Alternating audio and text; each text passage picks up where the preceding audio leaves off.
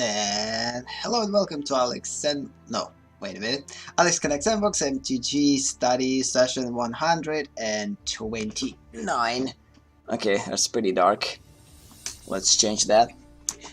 Okay, let's make some changes and go. So yeah, we're finally back after a 10-day hiatus. It was a needed vacation, in quotes. I needed to take some time from streaming to basically balance out things outside of the streams, and actually a couple of changes. I made a couple of changes for that basically work with streams. Wait a minute. Yeah, so one of the main changes that I did is basically the changes on the Twitch channel. Now I decided to basically completely remove Brain Games Days and Storytelling Games Days from Twitch and actually move them into YouTube AleksTabletops because they don't work on Twitch for some reason. I don't know. That was a pretty hard decision to make. But today we're not going to do anything regardless, like in regards to Brain Games Days and Storytelling Games Day. I might talk about it during the stream, just as a free topics, but the main idea for today, of course, is playing Magic, getting back to Magic after a 10-day break. I played Magic quite a lot during this. I finished Papier, or Papier, whatever. Basically, the most of the event I played with the Papier Seekers, the Pirate, like the black version of the deck, but it actually wasn't that successful.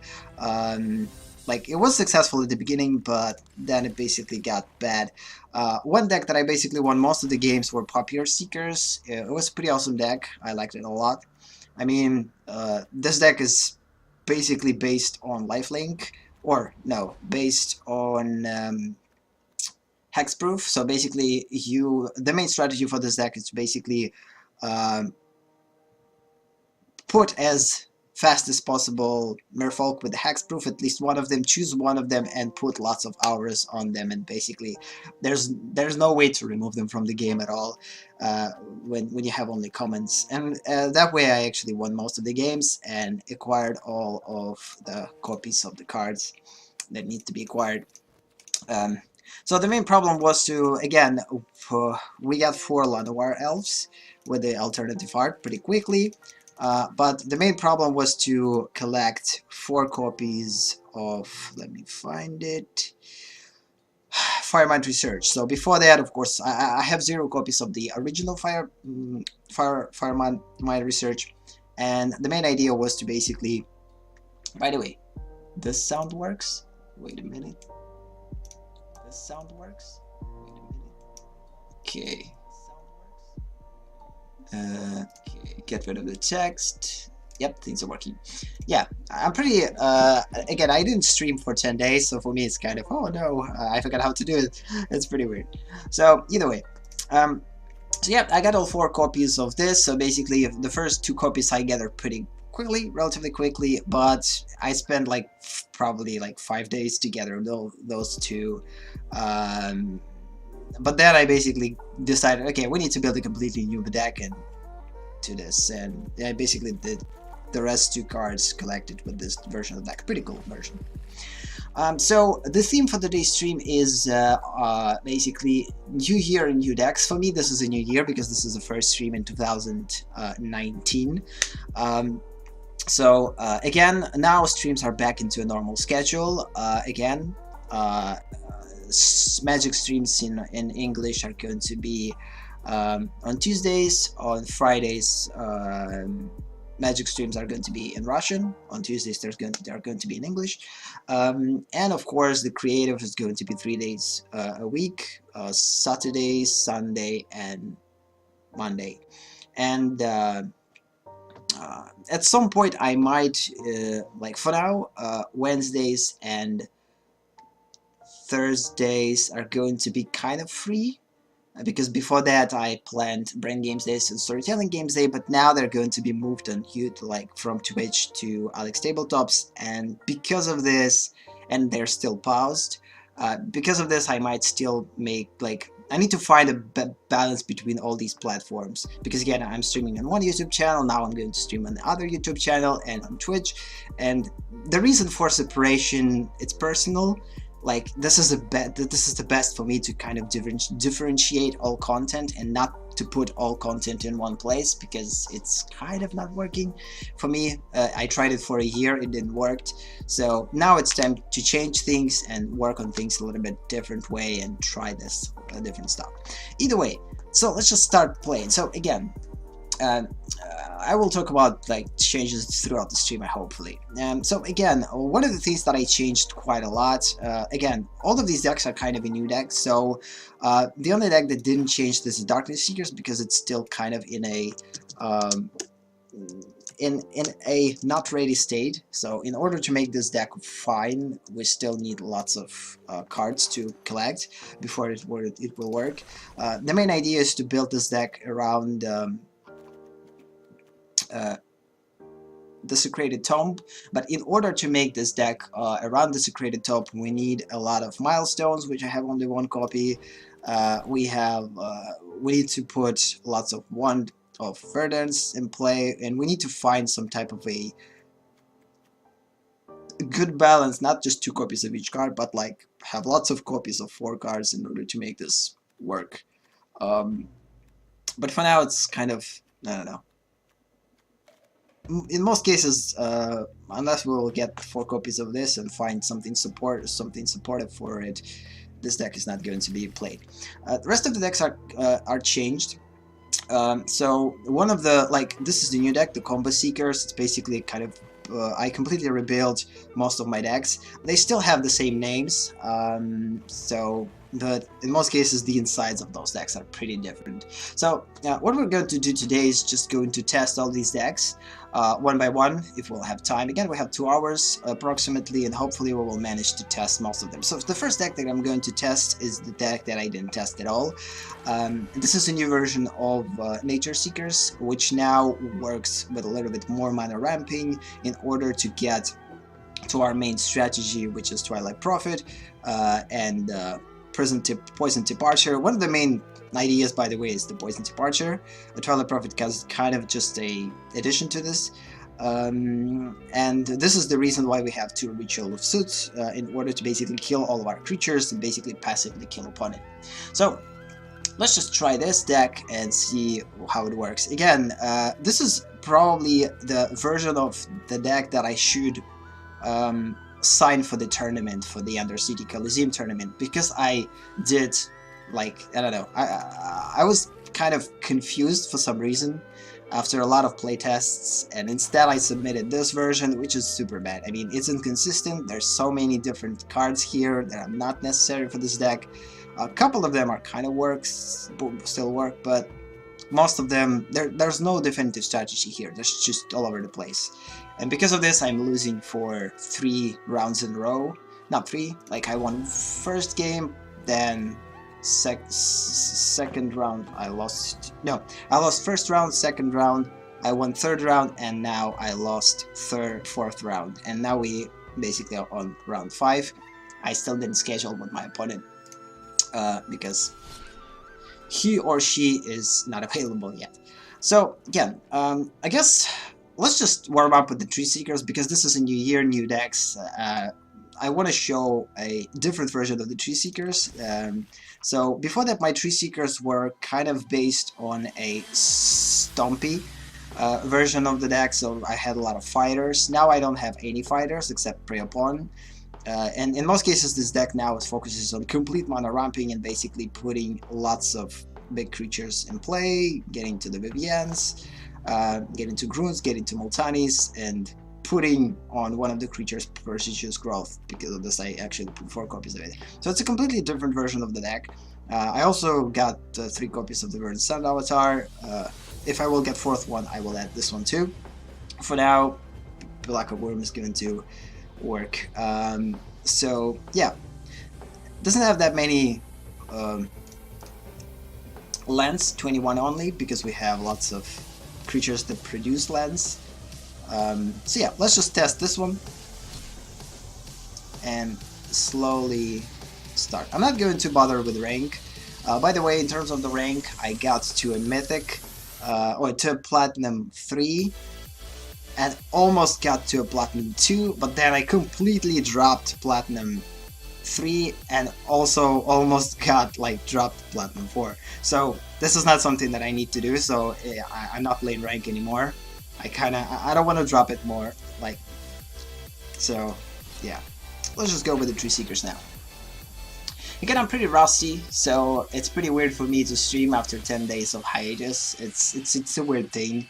Sometimes when you take a break, it kind of messes you a little bit, and I need time to get back into action. But it was pretty important to actually take this break because I needed to do lots of stuff, and thanks for this break I actually managed to do most of them. Not all of them, but most of them, which is a good thing. So, okay. This is pretty weird hand. I mean, if we actually will manage to like play Prodigious Growth later, and if our elves will survive, yeah, we might actually put Multani relatively quick in play, unless one of our elves are going to be removed. Okay, let's see. So one of the things that basically I did throughout this kind of break from streams is I finally implemented 3 emotes for Twitch, which is pretty cool. So now people that want to subscribe will get emotes, which is pretty cool. What I'm doing now is basically working on badges. So I did 3 badges, there's only 1 left. Hopefully this week I will actually implement them, and closer to the middle of this week, or till the end of this week, we potentially will get a at least my Twitch channel will get badges too, which is pretty cool. So, and besides of that, I did lots of stuff like on planning and working on future projects that I needed to set a base for, which was actually a good thing because I definitely needed to balance things out. Like, I mean, I know where I'm going with everything that I'm doing, like in terms of the streaming, in terms of like creating content for YouTube, in terms of the artistic thing. What I promised for myself to do more in this year, it's not a New Year's resolution, this is just a promise that I definitely need to kind of stick to. There's a good chance that opponent attacking because there's a mass removal coming to remove one of our elves, but hopefully not. Or at least the opponent will try to fight and kill. Okay, no, good. Oh, damn it. Yeah, we got mana screwed. Yeah, we're getting mana screwed now. This is pretty bad. I mean, it's a good thing that we have a lot of our elves, but this is what I was afraid of. I mean, we didn't get anything cheaper, like for 4 or 5. If we had like some creature that costs 5, we would already manage to put Multani later. But for now, I guess we're just going to skip and wait. Let's hope that at some point, this is going to be a hard match, hard one to win. There's a good chance that I'm going to lose it. So here the only thing that we can do is to probably put Multani, because again, if we're going to put Prodigious Growth with one of the elves, opponent will remove one of the elves and we're going to lose mana. Instead, it's better to actually put Multani. If opponent will remove her, which is probably, we'll still get all lands that we need. Okay, now opponent will gain a lot of life. Oh no. Yeah. Once Raska will enter the battlefield, we're done. And of course opponent is going to push us now and we kinda have to block, but we're not going to.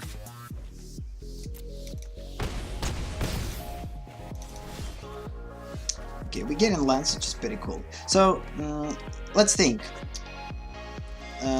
This is our last turn. Like, we have 2 choices, either to put Prodigious Growth on Avatar. So, destroy target non-land permanent with command mana cost 3 or less. So, unless opponent has a removal to remove Multani, we have multiple choices. The first choice is to basically gain life. But the problem with this, we only will gain 5 life and we're going to have 10 and we'll have only 2 blockers. When opponent has lots of attackers, we actually might survive this way. Then next turn we will put Prodigious Growth on Avatar. Nope, let's just try this. we have to survive this way, hopefully. It all depends what opponent will have here, because okay, there was a land. Good. So again, Raska is not going to destroy anyone with -3 on the else.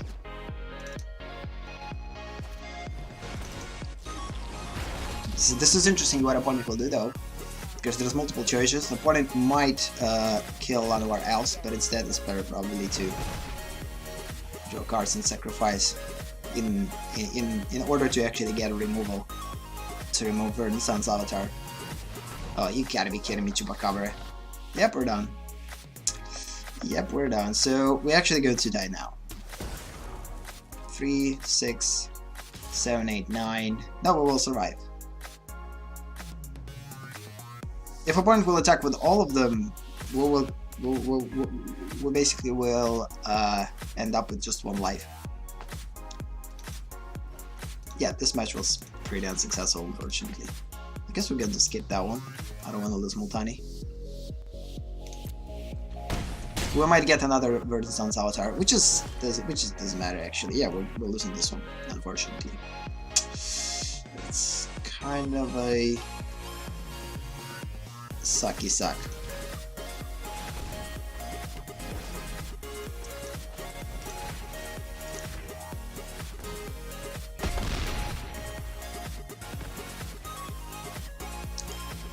And since we're losing regardless, let's just press Raska and lose this game with dignity, or without.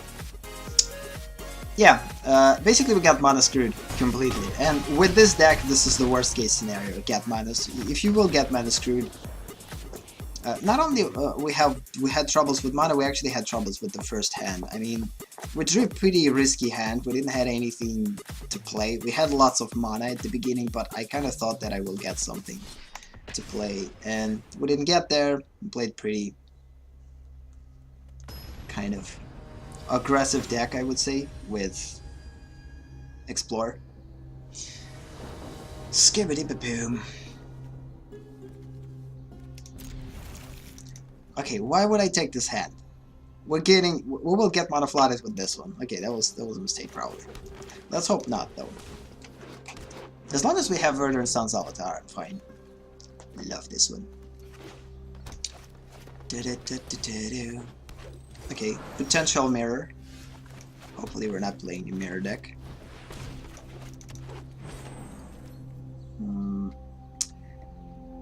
I guess I will push. I doubt that opponent will block with an elf. We have lots of mana. I don't believe that we're going to have troubles. So, yep. We have a decent blocker. Yep, there's a good chance that we're playing against the mirror. At least for now, the situation is pretty mirrored. Okay, next turn, or in 2 turns, 5, 6, 7. In 2 turns we'll be able to play Verdant Sun's avatar. Let's hope that we're going to go a little bit faster than opponent. This is the idea. Ugh. Scooby-Doo.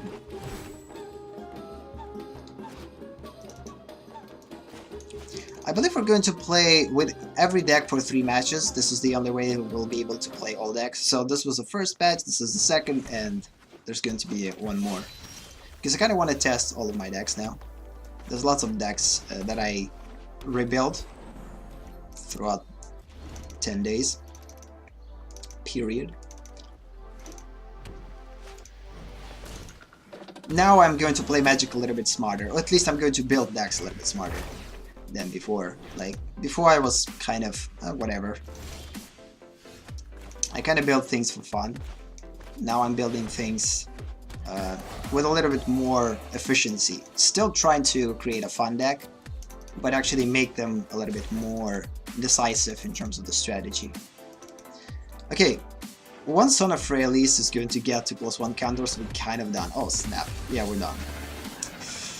Ugh, Carnage. Yeah, I don't believe that we're going to win this one. I guess we're playing against better mirror. I have only 1 copy of the Tyrant. Staying block. Okay, this is pretty bad.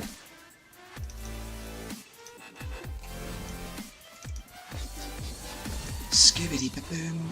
Okay. All of them are indestructible. So, we need to block, we just need to prevent the damage. We need to prevent the damage. And not lose any creatures.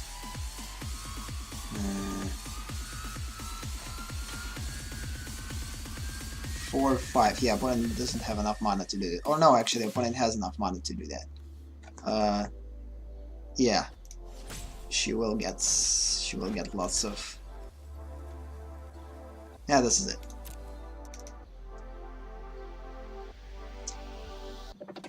Opponent will pay, tap, and give her +2/+2. Hopefully I blocked right. We're not going to lose any creature. We'll get lots of damage, but we will survive though. Yep. Okay. Grun is pretty good. But the thing is though, we need to kick him. This is the only way for us to survive. We will get 10 lives, so 25, and continuing to stay in block. So now we actually have a chance. Unless opponent will get another Son of Freyalise, or another Carriage Tyrant, or something big like Grun. Okay, so far so good. So as long as we will get big creatures each turn, we're fine. I don't want a mana flood. Okay, this is good. So we need to remove probably her. She's pretty annoying. She will become pretty big. This one is pretty annoying too. I mean, +4/+1 till end of the turn. This one +2/+2. Becomes a target of a spell or ability their opponent controls. Create a 1/1. Opponent will create a 1 green elf warrior. Opponent doesn't have troubles with mana. This is not a cheap ability though. This is cheaper. Okay. Let's kill one of these guys.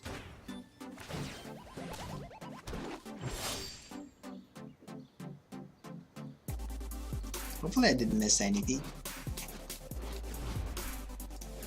It seems fine. Skip. So yeah, the good thing is that now we're back to streaming.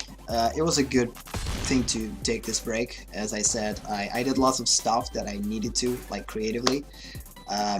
Now we get back to streaming, and it's all about like balancing things properly, and taking into consideration that my main focus is going to be creative now, not Magic, because like I still need to like finish a couple of things for Magic though.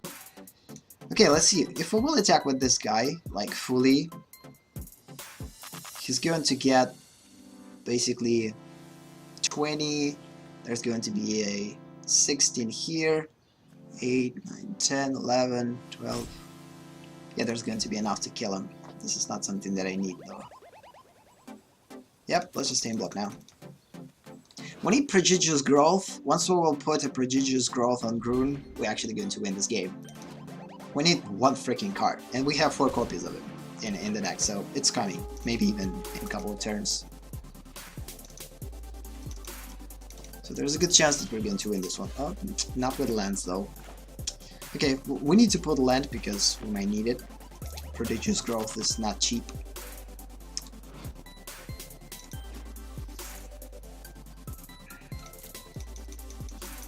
I'm safe if I will stay in block. If I will attack, I'm done. Please, please. It's all about the patience now. Okay, that's a pretty interesting situation. Opponent might lose patience and actually start to attack us. Oh, this is bad. This is not something that I need. I need big creatures. Again, if I will get another Verdant Sun's Avatar, this is good. Hopefully I'm not going to get a second Grun, because we're not going to be able to play him. If I will get a second Grun, I will attack with this one and basically play another one later. But for now, we'll stay in block. Of course, I could like force an attack with this one, but again, the opponent has too much creatures to defend himself. Okay, so far so good. This is pretty nice. I mean, kind of a mirror play. Different decks though, but mirror play. Okay, good. At least we're now going to get additional draw each turn. This is a good one. Not the best situation ever, but this will give us additional draw each turn at the beginning of our keep, which will help us to get more cards and potentially get prodigious growth and put it on Grune and actually kill opponent this way. Because again, once we will put +7/+7 and trample on this one, and we will attack with only Grune, it will become 17/17, like 34, and opponent is not going to be able to block all of them, so with all of his creatures, and we will start to slowly penetrate the defense. Let's hope that opponent is not going to get anything big. Okay, Vivian, it's pretty bad. So she will be able to destroy artifact or enchantment. I believe what opponent will have to do is probably... I would go with +1 though.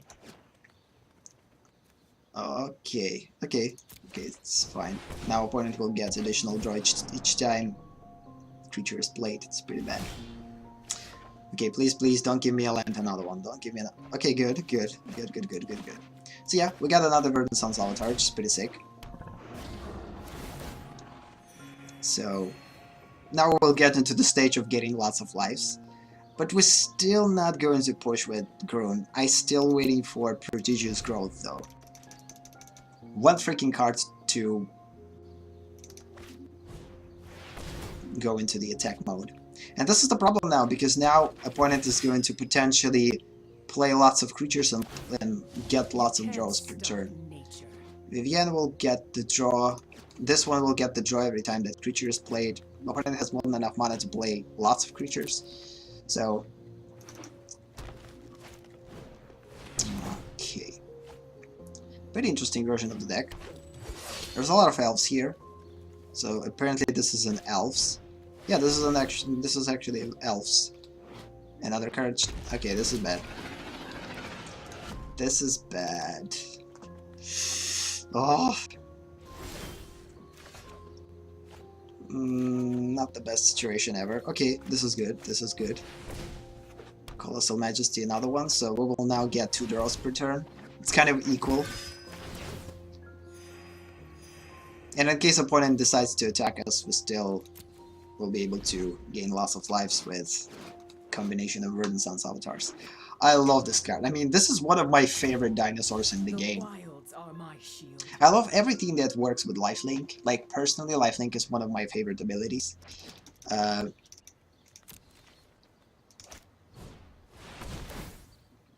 this is pretty bad. Yeah, this is actually an interesting match. I mean, it started pretty...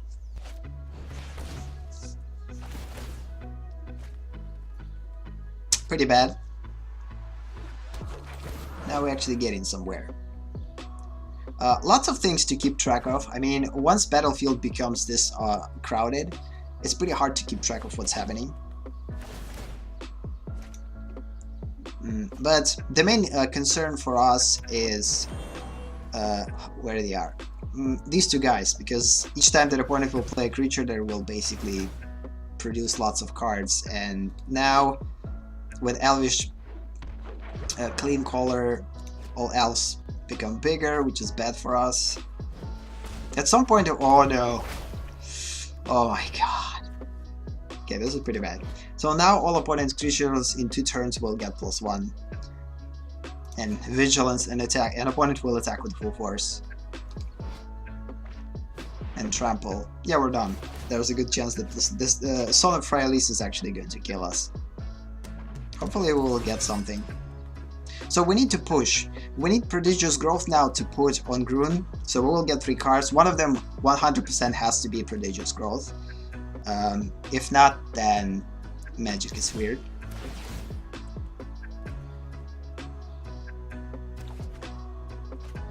Not. Please don't give me another land. Okay, Tyrant, it's fine. Oh, you gotta be kidding me with lands. Damn it! Okay, at least we will get like 14 lives.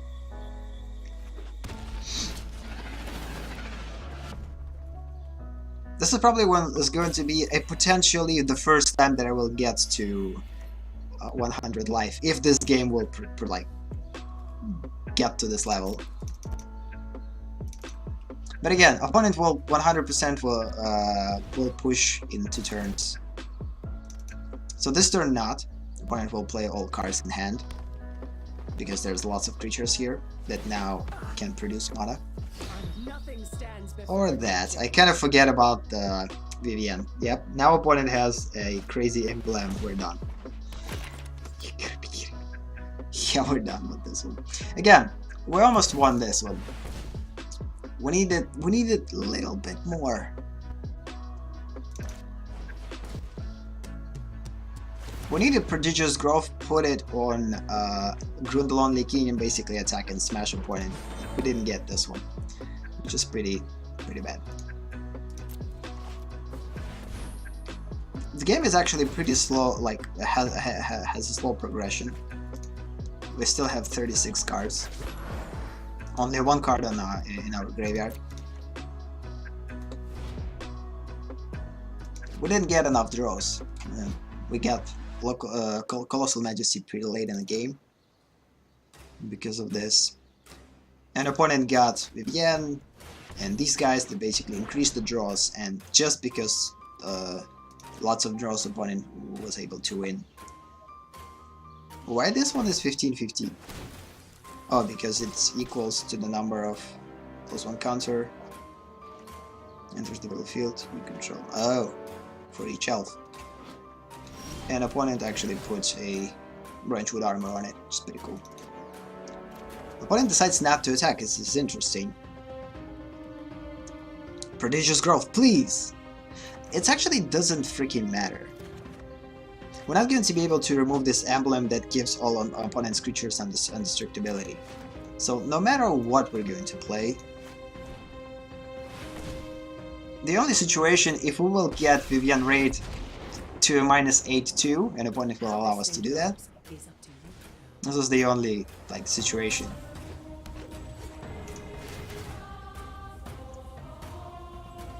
But next turn we're dying because there's 17-17 here. This is actually going to be a quite interesting one. Okay, so there's no... Let's just do this. I don't want to give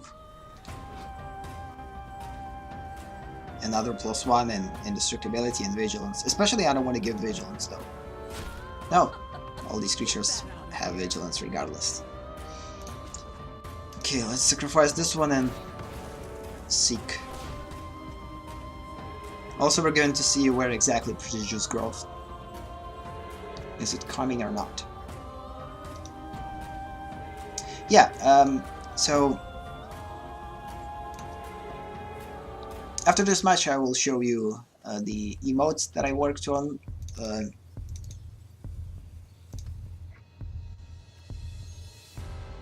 Okay, Dinosaur is actually a good idea. We will be able to play him. Or not. Seriously, we don't have enough lands? We don't have 5 creatures though. This is a pretty interesting situation now. Lots of creatures, all of them are shiny. So yeah, I wanted kind of to show how these avatars now are looking. So we have a couple of them. So we have 20 high buy. This is for a subscribers with the first tier. Second tier subscribers are basically getting additional one Tony Lurk, and 3 and third tier subscribers are getting Tony Cute. So it's actually pretty cool. So now my channel is like has emoticons, which is pretty awesome. And the next thing that I'm working on is badges. I almost done with them, so 1 badge left. I don't know how they're going to look. I have no way to test this. The only way to test this is upload it. Hopefully they will work fine. Good game. What I'm interested in, though, if opponent will actually attack us now with full force or not. Of course, yes, because this is going to be a pretty smashy combination.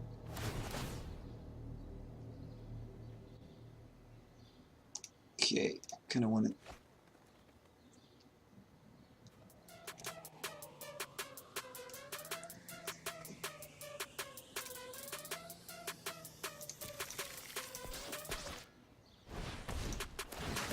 Like, it's going to be cool if opponent will draw all of these cards, and somehow opponent decides to skip this turn, and next turn not going to be able to draw anything and lose the game. But I doubt that this is something that will happen, so... Oh snap, this is pretty sick. Nice! The last time that I had so overcrowded situation was probably... This is interesting. Like, am I will be able to actually survive or not? I don't believe that I will be able to survive. Lots of creatures, like all creatures have for like trample, so I'm probably not going to be able to survive. But I still want to try to do that. We're still going to die regardless. So.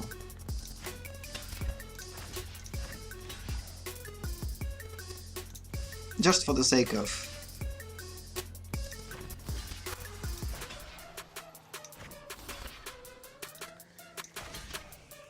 I might not have time for that though.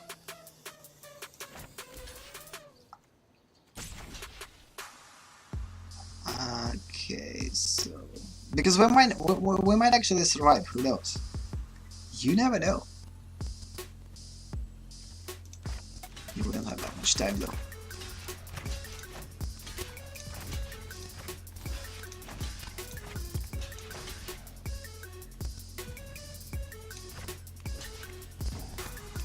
Okay, sick. This is going to be a crazy one. Hopefully game is not going to crash though.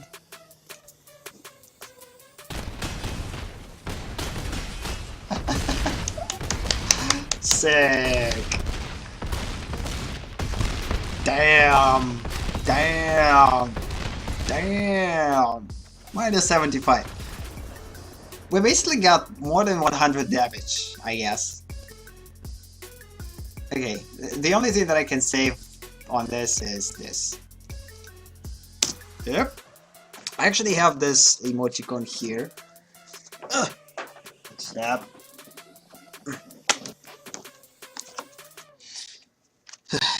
What is it?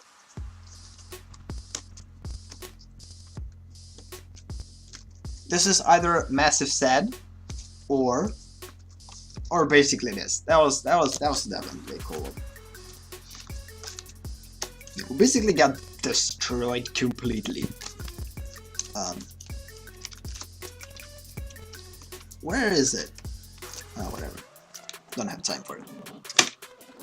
So, yep, and the last game with this deck is going to be this one. Again, we lost both of them, unfortunately, but we actually had a chance, I believe. We actually had a chance.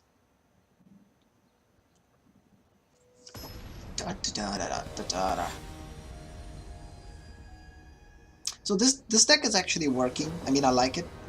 It works. I like how it looks, how it works overall. Okay, this is good. So this is usually a perfect hand. If we will be able to get to a Wine Mare and then to Prodigious Growth and put Prodigious Growth on Wine Mare without losing it, hopefully we're not going to fight against black or white deck.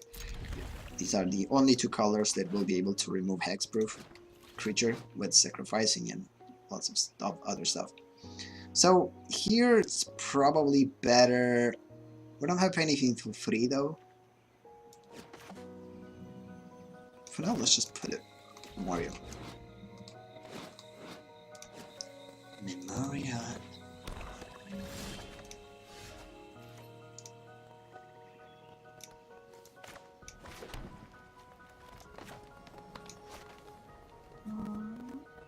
It's better to actually put one somewhere else, because there's a good chance that the opponent is going to remove them with Saprolings.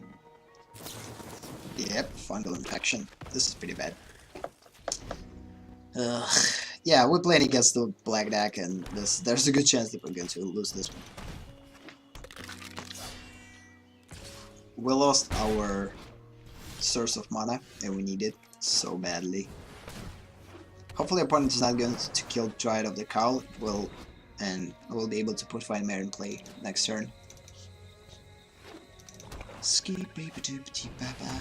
Yeah, this is what I was afraid of. This is the only thing that will be able to kill our Vine Mare if we're going to put it in play.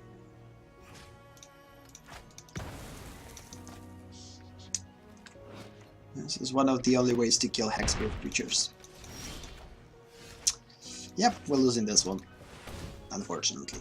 Again, this deck is actually showing itself pretty well. We just didn't get lucky enough. Like, we got mana screwed in first match. We got a pretty even matchup in the second game. Just basically didn't have a fast enough draw to keep up with the opponent. And third match, we basically again, I would say got mana screwed too. Kind of. It's still not the end of the match, but there's a good chance that we're going to lose this one. If we're not going to get lands and do something about it, I doubt that. Opponent started pretty aggressively. If I would put Dryad of the Cowl in the first turn instead of Llanowar Elves, opponent might not use Fungal Infection. We actually could get a chance. Either way, if opponent is not going to kill Goreclaw, we actually will survive potentially and maybe even utilize like Verdant Sun Salvatore and gain lives back, which I doubt. Now with 2 Prophets as passive killers, we definitely don't have a chance. Kinda sad. If opponent is not going to... La-ti-da-ti-doom. Seriously? I still don't have mana to utilize Verdant Sun Salvatore? Okay. Yeah, next turn we're done.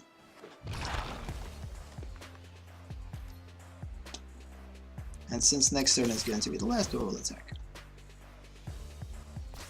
To deal at least some of the damage.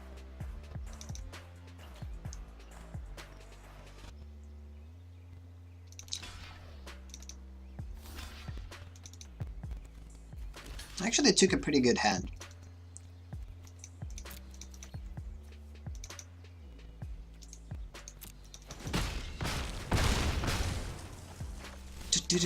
Either way, right now I'm going to look at Magic a little bit more with ease, because before that I was super concerned, like, oh nee, I need to become a better player, and sometimes when you have these kind of like thoughts, these thoughts will overpower your main thoughts. Like, mostly one of the things that I constantly thinking about is and working on is creative stuff, but sometimes when I'm starting to think about Magic, I'm getting into a like perfectionist mode of some kind, and instead of actually working on creative stuff, I'm spending time on making myself better in Magic, which is not something that I need to. I mean, I will get better, but I don't want to rush it. I mean, for me, it doesn't matter how fast I'm going to get better. Even if I'm not going to get better in 10 years, it doesn't matter for me because I'm playing Magic for fun. So as long as I'm creating a relatively competitive decks that are fine and I'm winning at least 50% of the matches, I'm fine with this. So yeah, let's just switch. So let's just switch to something, again, for now we're going to keep mono, stay in mono colors, so next one is Life Seekers. Still didn't win any matches, played only 3, and the second match was pretty awesome. At least we get at least one good match, which is a good thing. Because sometimes it's pretty frustrating when you're playing and you're getting destroyed completely without any chances. And first match was that kind of a match, third match was that kind of a match, but the second match actually was pretty even, and I like even matches. Even matches are the matches that you're actually having fun most with. Okay, this is pretty controversial hand. I mean, usually I'm not going to take hand with 4 lands. The only reason for to keep this is because we have an Angel, and because we will be able to utilize its ability at some point relatively quicker. But if we will get to if we will play against mono red, we're done. So I don't know. let's try it again. One of the main reasons to test out these new decks is to test out the worst and best case scenarios for those decks. So this is pretty controversial hand. I mean, ideally I would take this hand. Okay. Please don't tell me. Oh, come on, we're getting mana screwed. Or mana flooded. This is something that I was afraid of, though. Hopefully this is going to be a long enough game. It will... Okay, this is a good one. At least we will be able to play something to distract the opponent with. So this is a potential removal that opponent... Yeah, this is definitely a Jack-side control. 100%. It starts a pretty similar way. With freaking Gideon. No. Yeah, no, with got the guy. So what opponent is doing now is waiting till we're going to put lots of creatures in play and then basically we'll remove them. So because of this, it doesn't matter if we're going to keep Johnny in play, whatever, we're going to lose him either way because there's a master removal coming and while we can, we actually have to attack. So knowing against what type of deck you're playing will help you. So yeah, Cleansing Nova was coming, so it was a good way to attack. So because there's a lot of removal there, I'm not going to play Angel until I will get something better. Because again, once I will play Angel, an opponent is going to destroy it, I'm done. So instead of it, let's just wait for something bigger to play. I kind of want to put creatures that I'm willing to lose, because opponent is not going to put anything in play yet, unless lots of cards are removed from play. For now, opponent removed only 2 cards. They're not essential for this deck. I mean, they kind of are. Okay, this is pretty bad. So, since opponent now started to put creatures in play, there's a good possibility that opponent doesn't have a master removal, or at least not going to utilize it. So, because of this, we actually might risk in playing Angel. Let's hope that opponent is going to play something. No. This is pretty annoying. I hate these type of decks. They are super annoying to play against. Okay, I will try and I'm going to get a counter spell. And even if not, opponent 100% is going to kill it next turn. Let's hope that opponent doesn't have a second Cleansing Nova. I doubt that though, but again, these 3 creatures are kind of disposable creatures. This is pretty bad. Okay, now opponent takes an extra turn.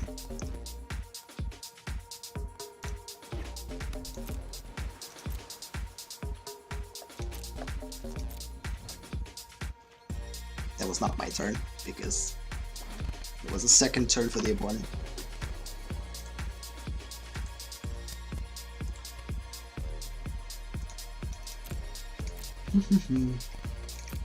Seriously? Why opponent took a second turn? Just because why? So again, there's a good chance that opponent is going to kill Angel right now. Steal it with Steal Away or use Settle the Wreckage, but if not, it's actually a good thing.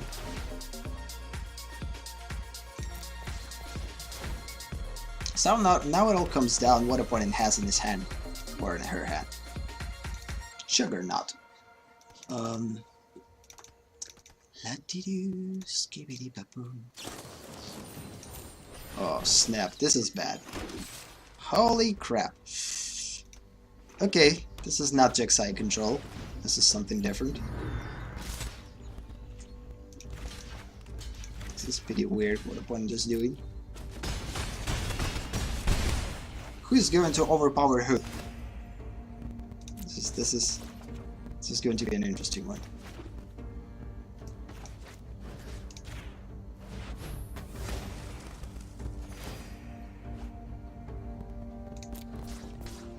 We have to push. This is the only way for us to win this. Let's hope that opponent doesn't have a Settle the Wreckage though, because Settle the Wreckage is going to remove everything. Maybe what opponent is doing now is allowing us to kind of stay.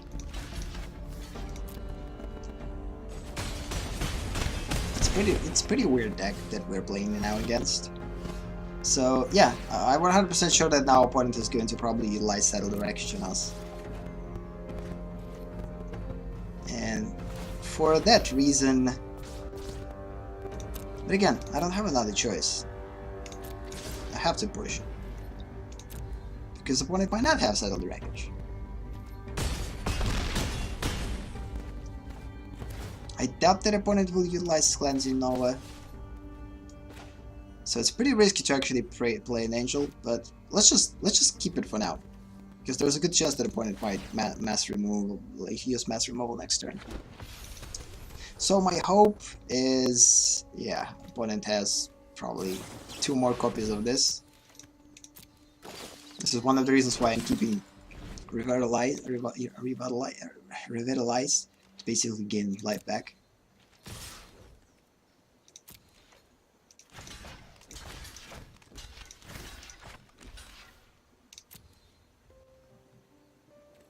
Okay, just gain life right away. Okay, we get land. Not the best idea. This is the only way for the opponents to win though. Constantly attack. So now we need to be careful with attacking. So what I will do now is so let's see. Opponent will definitely utilize Settle the Wreckage now. So I don't want to attack with Angel now. Instead I'm going to put this Angel. And I'm going to attack only with these untapped guys. And these will produce more Angels. Because Settle the Wreckage is definitely coming.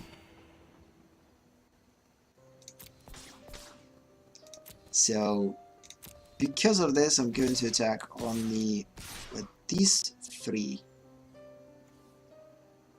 For now. It's better to slowly kill opponent than to push. Because Settle the Wreckage is coming. Yep. Good call.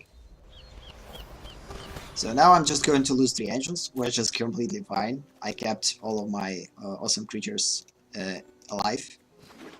And the cool thing is that I will get 2 more Angels now, because I got 5 lives this turn. Which will help me to block most of these guys. Unfortunately, I don't have enough mana to utilize a +2/+2 a lifelink ability. Yeah, so basically, opponent didn't overplay us. That was pretty good. I predicted Settle the Wreckage. Opponent basically allowed us to attack for quite a bit. Okay, good. We won our first match?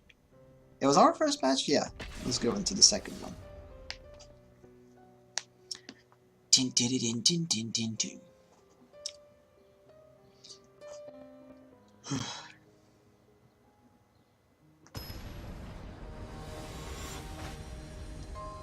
Big Jaw. Yeah, that was quite a good match. Oh snap, this is perfect hand. It's not necessarily a perfect hand, like having 3 copies of Angels in a hand, it's not a good idea. At least we will be able to play them without hesitation. Even if opponent will remove them, we'll play another one, opponent will remove another one, we'll play another one, etc. Oh no, opponent is going to Steel Conclave Tribunal, which is fine.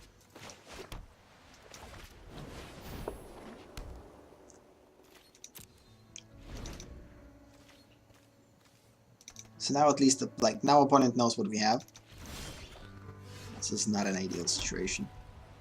So here it's better to actually go slower. Opponent knows what we have.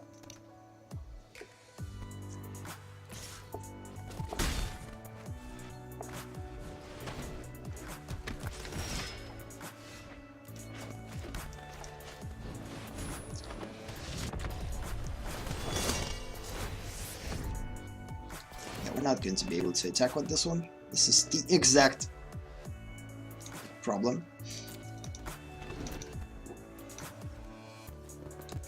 Good thing that this Angel is not legendary creature though. We're not going to have troubles with gaining life back, so... Aw. It's a shame.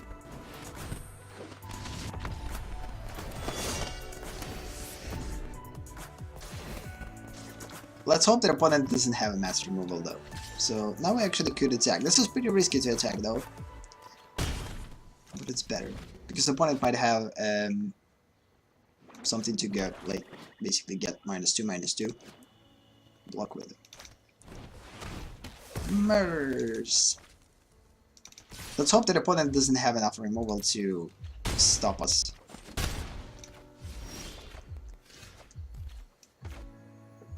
That's a pretty bad situation now. Yeah, we're getting mana screwed quite a lot. So instead, let's just play this one and get additional card after gaining life. Winning lands. Okay, good. We got a land. We'll be able to play it on the next turn. It's better to attack. Have to stay aggressive here.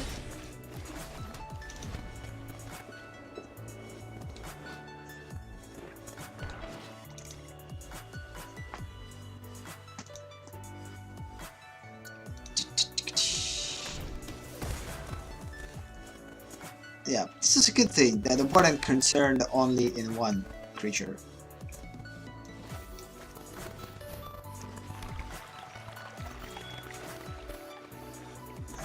Yeah, we kinda have to do this now.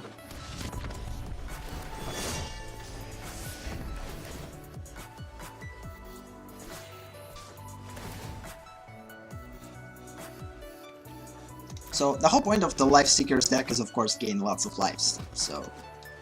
Lifelink is one of my favorite abilities, as I said before. Because it breeds life. Okay, this is pretty bad. So yeah, we kinda have to sacrifice this guy. These are super important to gain lives. The only problem now, opponent will be able to bring back something. Okay, we actually gain life. It's better to actually pay now and draw additional life now.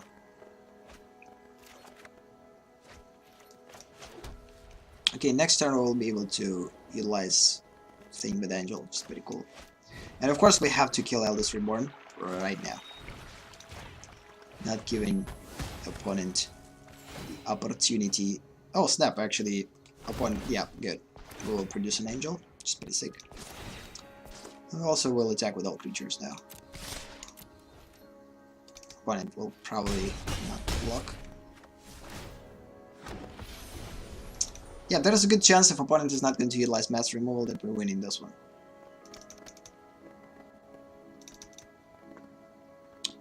Skip, skip, skibbity pop beep. Come on, Big Joe. So yeah, now I'm going to focus on playing Magic a little bit more casually than before. I still will try to push myself and learn how to play better, but it's not a main concern for me personally, because once I will start to kind of go into the Magic. Okay, no. Okay, this is pretty cool.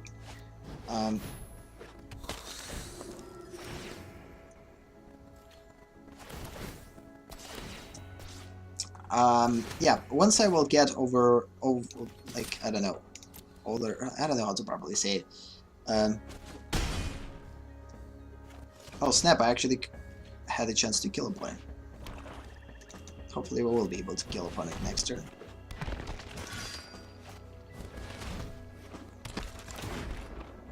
It's fine. And opponent killed himself. Fine. Good. Dying on your own terms. Oh, this is the first time. I believe I don't have it. I have 0 copies of this. Discard a creature card, return it from the graveyard to your hand. Pretty interesting. I mean, Insect Warrior for 1 with flying? It's not cheap, but it's actually pretty cool. This is by the way something that we could think about putting into the rat deck. No, not the rat deck, but bats deck. The deck with bats. It's kind of perfect there. It's pretty cool. and the last match with this deck. Then we're basically switching.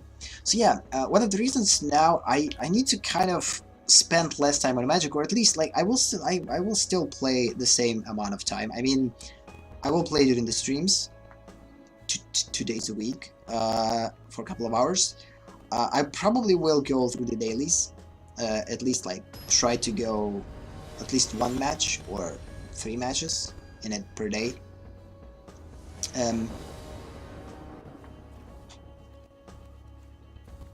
I will make MTG quick study for YouTube, short videos. For now they're going to be pretty lame, but with time they will become better.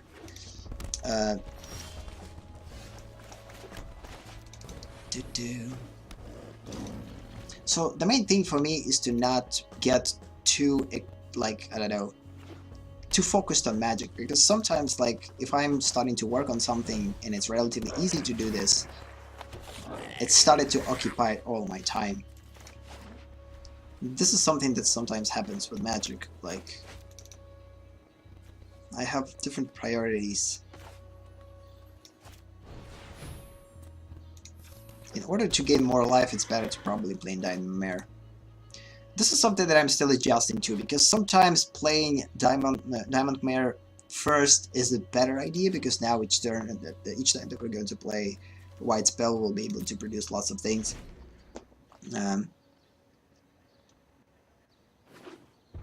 But at the same time, like, playing a Johnny earlier and gaining life, either way, it would be killed.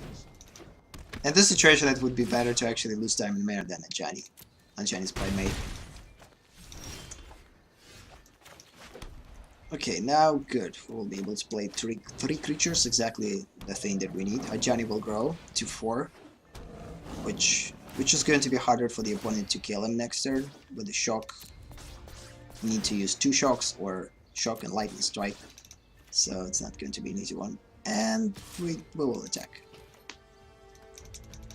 So yeah, I need to tone it down a little bit, like in terms of the time that I'm spending on Magic, because, and actually focus on creative stuff now.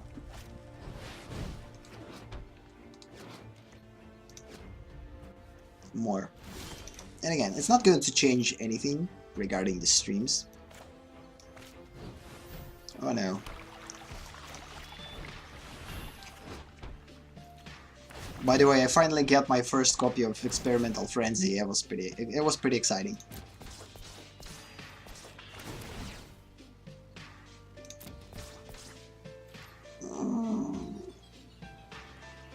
I will attack with the Jetty. Force opponent into blocking at least with 1 creature. Not enough mana to utilize Experimental Frenzy, even if something on top of the library. Experimental Frenzy is a pretty interesting card. I mean, it allows opponent to play cards instead of from the hand, from the top of our library, from the top of opponent's library. Okay. Which kind of makes your library your hand. Not necessarily, because you're not going to be able to look through it, you're just able to play with the top card of your library. But if you will build your deck properly, almost each card of on the top of your library will be playable. Unless it's going to be a land. If you will have too many lands, of course, you're not going to be able to utilize it properly. Because if you will get 2 lands per, like, it will slow you down. Okay, ideally, I need to push 1 Ajani. We don't have enough mana to utilize both, so it's better to actually play Cleric now. Make Ajani bigger and attack with Ajani, and basically push.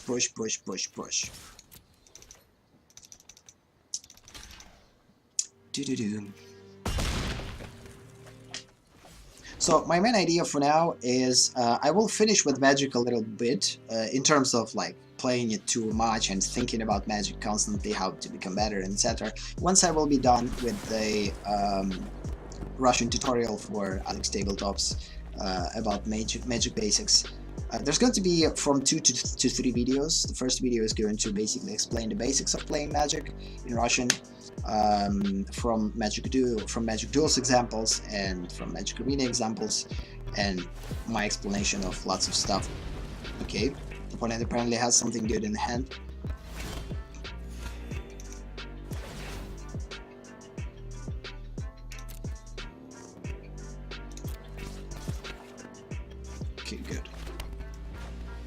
So now it's better to play a Johnny. Although there's a good chance that a Johnny is going to be destroyed next turn. Having two Johnnies might distract the opponent.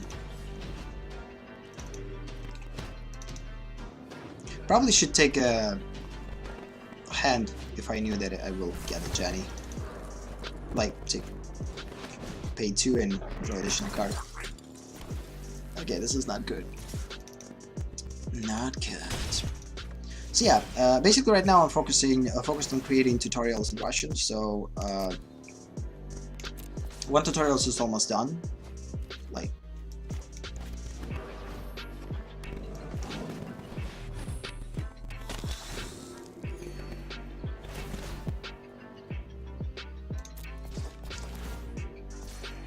it's about the game process, how to basically play the game. And the second video is going to be about deck building. Again, basics. I'm not that good to say people how to properly build decks. I'm learning myself, so. As I said before, one of the reasons why I'm playing Magic for lots of years, but I'm still not good enough because I played Magic in isolation. I didn't learn Magic in the proper way. I didn't went into the sites and different resources to learn Magic. Instead, I learned Magic by playing it. And because of this, I wasn't aware of the meta game. I wasn't aware of types of decks like control, combo, and etc. like an aggressive ones. Like, it was pretty unclear for me. It's pretty weird what opponent is doing now. These guys are attack automatically. It was not a bluff. Okay, it's better to actually take hand. Take a card.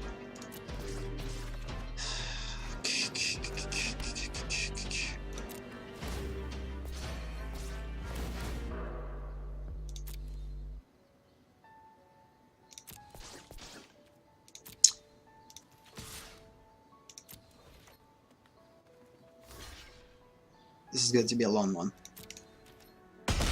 In order to not make it long, I need to steal one of these guys.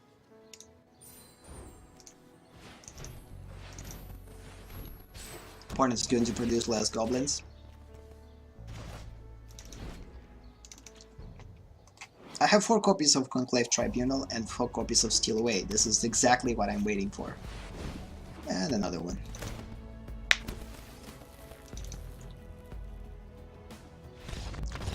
Sure. So we won all 3 matches with this deck. So because this deck actually built pretty well, in a pretty good way. It's balanced. It works in most cases. I actually even went into the constructed event with this deck and won 7 matches without any losses. It was probably the first time ever that I did this. Again, if you have a good deck, you win with this deck, if you play it right. So, okay, switching. So the next deck that we're going to try, we're not going to play tempo. It's not changed. It's basically standard tempo deck that we had. I don't know what to choose here. We don't have that much time though. Okay, Water Seeker is definitely something that I wanted to test. We're not going to test Garbage Seekers today because it's pretty easy. It just has 4 copies of Tetsuko, 3 Burglar Rats, this is the only 3 copies that I have, 28 Red Colony Rats, and a couple of combo surprises in case Rats are not going to give us a win. It's kind of distracted opponent. And this is the only difference of this deck. Like, it's pretty straightforward. Tatsuko, lots of reds, smashing in the face. So we're not going to play it during the stream, although it's fun. What else? We're probably not going to play aggro deck. Oh, wait, should it? Did we play an aggro deck today? No, we started with 3 Seekers, then we went into the Life Seekers. Yep, let's just switch to aggro and then Water Seekers. Since we don't have that much time, let's just go quick with the Speed Seekers, then we switch to the Water Seekers, and on that we will finish with monocolor decks. Again, we don't have a proper build mono black, unfortunately. It's pretty weak, so I'm not going to play it. So yeah.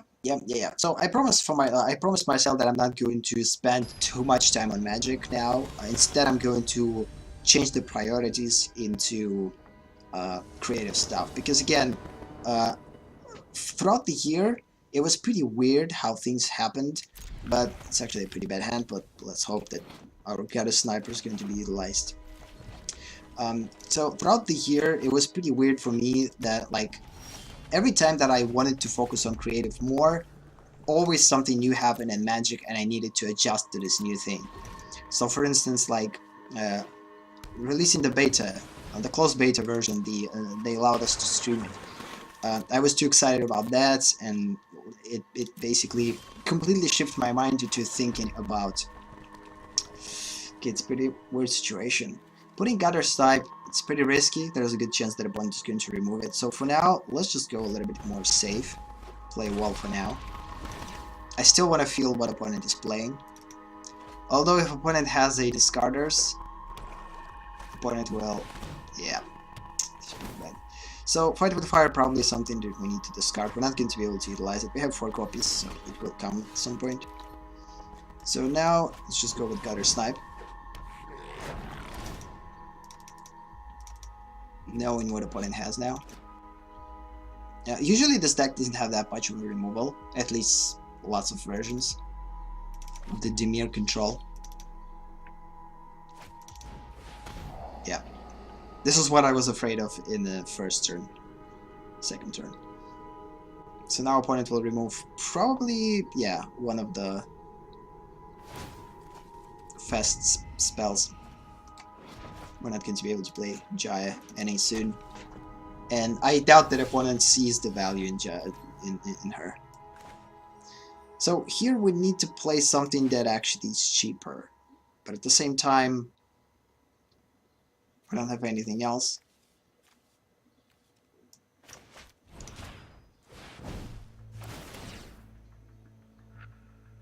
Oh, snap. Oh, it's good, it's good. Or not. Opponent might have a counter spell. Kind of constantly forgetting about counter spell that costs 1 mana. Oh no. Seriously? Okay, that was a good one. This is something that you never see in this version of the deck, or at least rarely see in this. The Fungal Infection. It was a good surprise. Scam. So yeah, then lots of new sets entered. Like, I wasn't able to adjust to Magic, and then lots of new sets entered. There's going to be a counterspell. And I had to adjust to this. It rebuilt decks, then closed beta was over, and we entered an open beta stage. Then, once I adjusted to this, there's always something new in Magic, and it's pretty annoying. If you're not playing Magic as your main streaming game, like as your main thing, it basically keeps you on the edge, and it constantly, like, somewhat even forces you to keep track of what's happening and adjust to it. Counterspell. Sabotage. Yeah, we're going to lose this one. Playing with mono red, especially we actually got a pretty bad hand. It's not going to be a good one. I'm still waiting for opponent to get creatures though. Yeah, we're going to lose Fight with Fire. Virtually we're losing this game regardless of anything. We have to concede to save time. Next turn, if I'm going to get a land or something, I'm going to concede. Yep, let's just concede. We're not going to be able to win this one. Opponent doesn't have any creatures, there's nothing to remove. What Lava Coil is doing here? I believe I didn't have any copies. Whatever. So yeah, and because of this, since Magic is not my main thing, this is just an additional thing, I still want to kind of balance things out and make sure that Magic is not going to take too much time from my daytime. Sometimes it's hard when you're streaming it. I mean, like, if I didn't stream Magic, I would probably play it probably once a week, or a couple of days, a week, or every day one match, and whatever. But since I'm streaming it, I kind of have to create some certain amount, like, quality content, and the only way to create a quality content is to continue to play, be aware of what's happening, build better decks, and show off yourself, etc. And this is one of the reasons why, for me, it's sometimes it adds up the additional stress. So instead of me like stressing about lots of stuff regarding creative stuff, like how to build stuff, how to create stuff, how to draw stuff, etc., I have to think a lot about, okay, this guy's pretty annoying, need to kill him.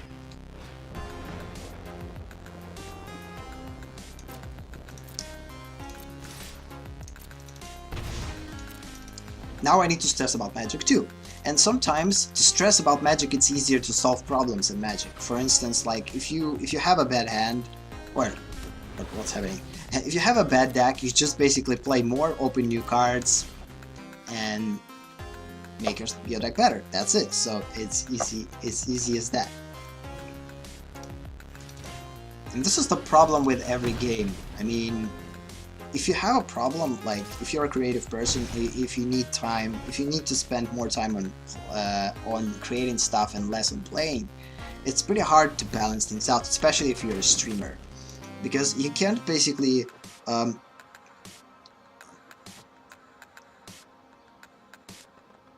I can't make myself a Magic streamer, but at the same time, if I'm going to stream Magic and I'm not going to spend time on it, I'm going to be a mediocre streamer of Magic, which is not something that I would want.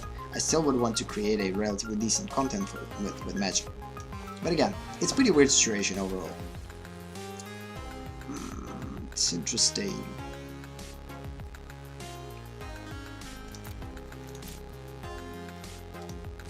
It's pretty risky to attack with Captain Landry though.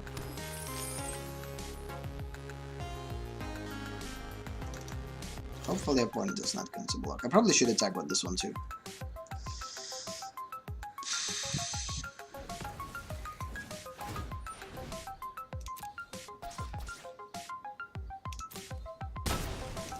Okay, that was a pretty bad trade-off. I don't know what I was thinking. It was a mistake.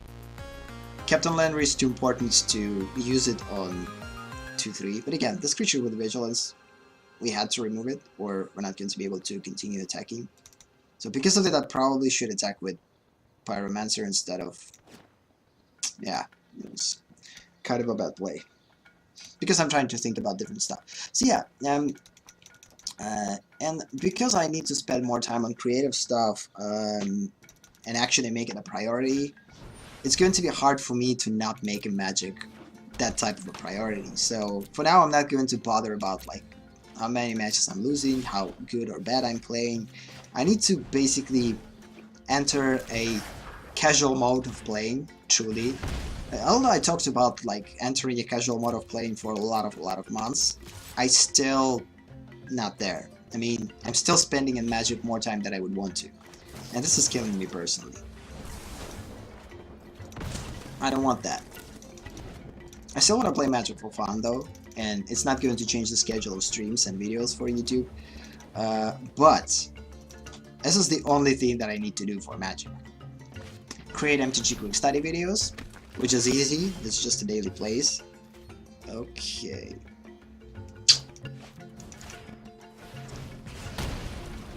It's pretty annoying. Every card that opponent putting in play, we're basically killing. It's just kind of a weird match. The opponent still didn't attack. Probably lots of hours. Okay, we're going to kill that one too, with Fight with Fire. And we're going to use Bent Fire to... Hopefully the opponent doesn't have anything.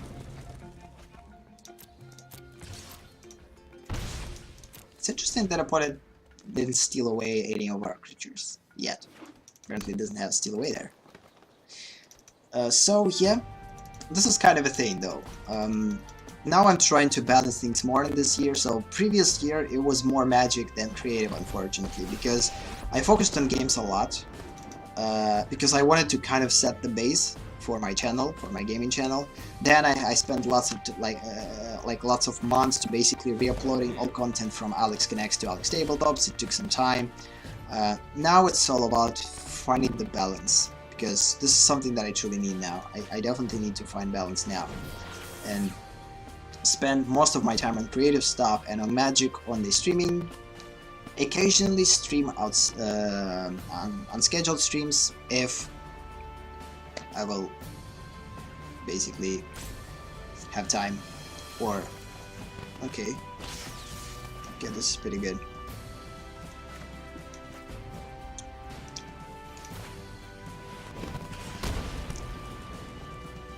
Okay, now we need to kill a Johnny, because again, removing threats and then hitting in the face. We still have a Bonfire, so I believe we're going to win this one, no matter what opponent will put in play. If another copy of Angel will enter the battlefield, we're going to remove it. We still have an attacker. Seriously? She's not going to distract us. She's virtually pointless without creatures. This is one of those planeswalkers that basically, without creatures, just basically doesn't work. A Johnny without creatures could work. It's pretty annoying. Okay then, so 6. Let's first attack.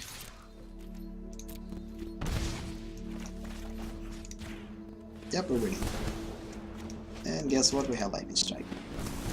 Even without Bonfire. Which was pretty straightforward. Good.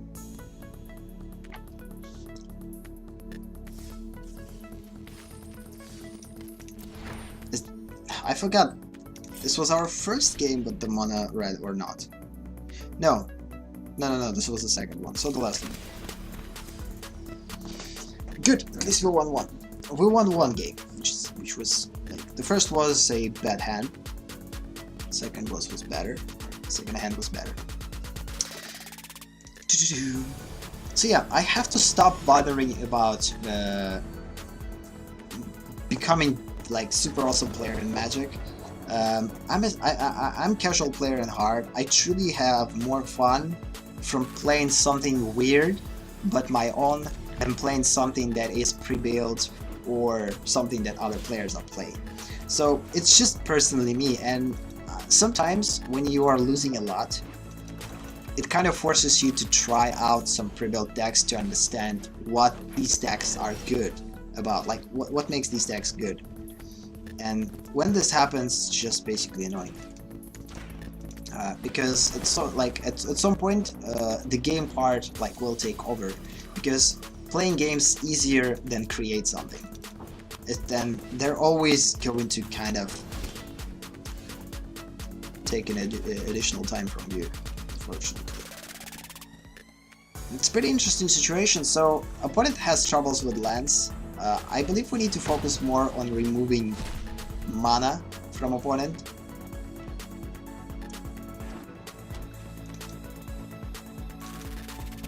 I could put Captain Landry and attack with him though, but yeah, opponent definitely needs mana.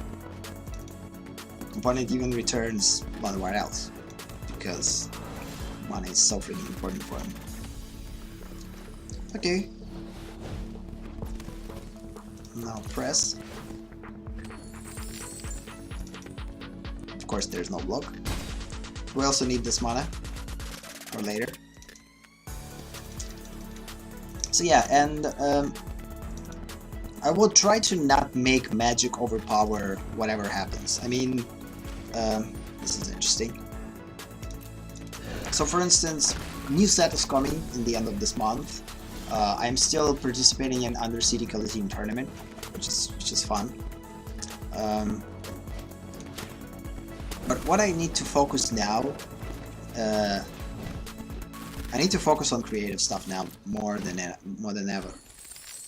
And the only way to do this is to finally let go the worrisome nature of becoming a better player at Magic, and instead focusing on becoming better artists, which is, for me, is going to be, of course, the primary thing.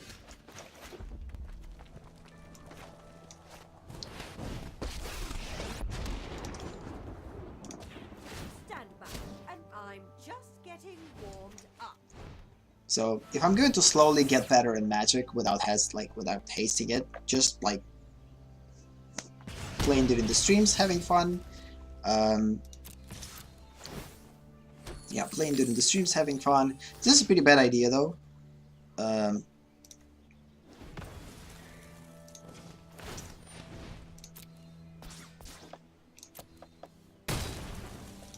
But I kind of want to remove everything that opponent has.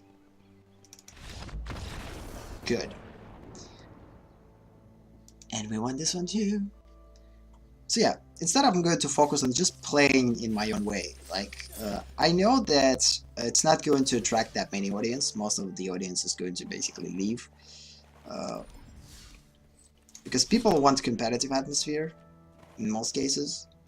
But again, I don't want to create competitive atmosphere on my streams. I want to create a peaceful atmosphere, and sometimes playing something just for fun creates better atmosphere than just trying to get to the mythic or whatever. It's just not. I don't believe that it's going to attract the proper audience for my streams. Okay, switching.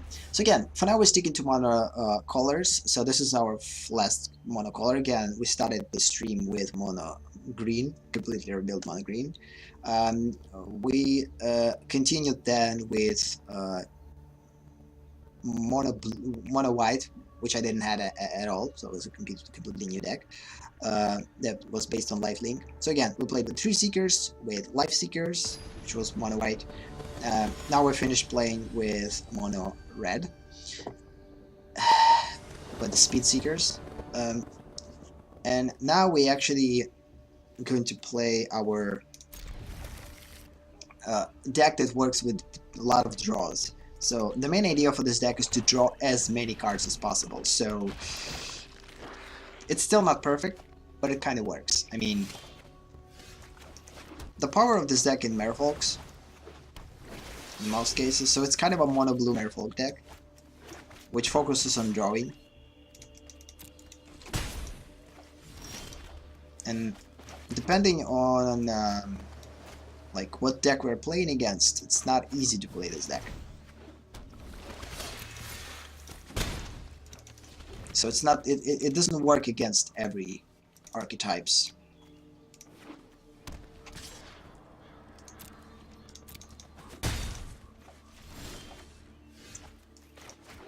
So there's a good chance that opponent might have a mass removal.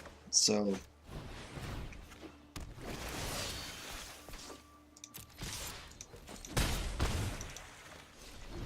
deck with graveyards usually have lots of removals, and our Merfolks will potentially die this turn or next turn. The Ritual of Suit will come to us.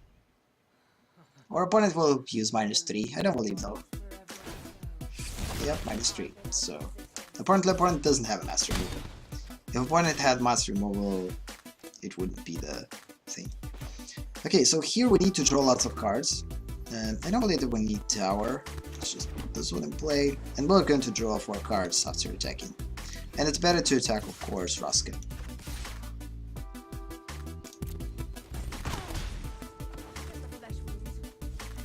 Okay, yeah, let's just draw lots of cards. Perfecto. Good. Good. So now we have card advantage. In everything, almost. Oh yeah, this is pretty bad. So, of course, we're going to sacrifice Herald, because this will benefit from entering. The only problem with this deck, we don't have anything. Okay, we're going to play this. Returning this guy is kind of stupid.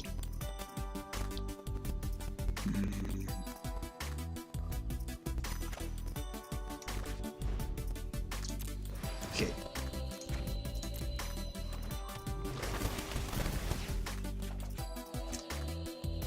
So we need to think about returning Eldest Reborn though. I mean, we will lose a creature each time that Eldest Reborn will be replayed, but it's not going to give opponent the possibility to return a bigger card from the graveyard, which could be a Raska again or whatever. But this is something that we need to think about. Okay, next turn we will be able to discard cards, so we will give opponent the possibility to force us to discard a card. Next turn, we're probably going to return Eldest Reborn back. Since we have lots of cards, it's not a big deal to discard them. So it's really not that big of a deal.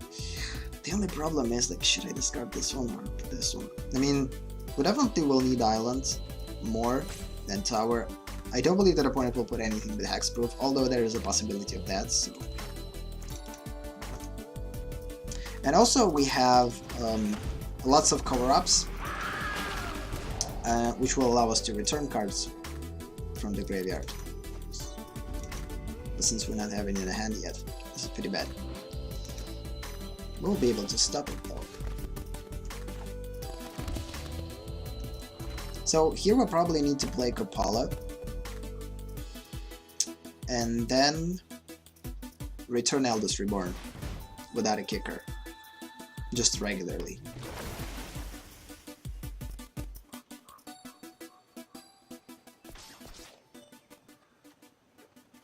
Next turn we probably will return Demon.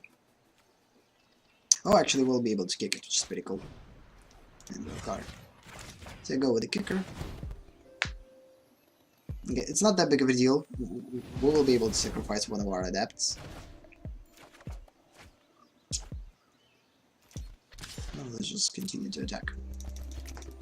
So this is a pretty weird deck. It's all about stopping opponent, like not necessarily stopping, but postponing inevitable. So it's all about surviving for as long as possible. Yeah, we don't have anything except.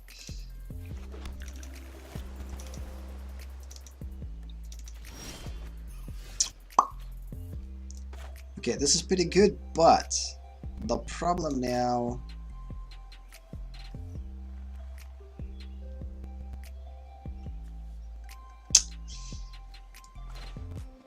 Okay, we play in this one, then we will return a Nightmare Demon. Unfortunately, this is Demon, this is Zombie. Not going to be able to return both of them.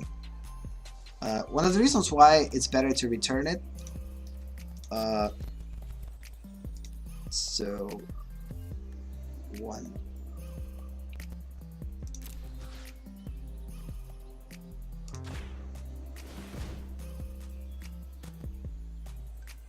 Because it will slow down the opponent quite a bit. And also one of the reasons why I want to return it is because I want to attack with lots of creatures. And I kind of want to force opponent into blocking all JoJo cards.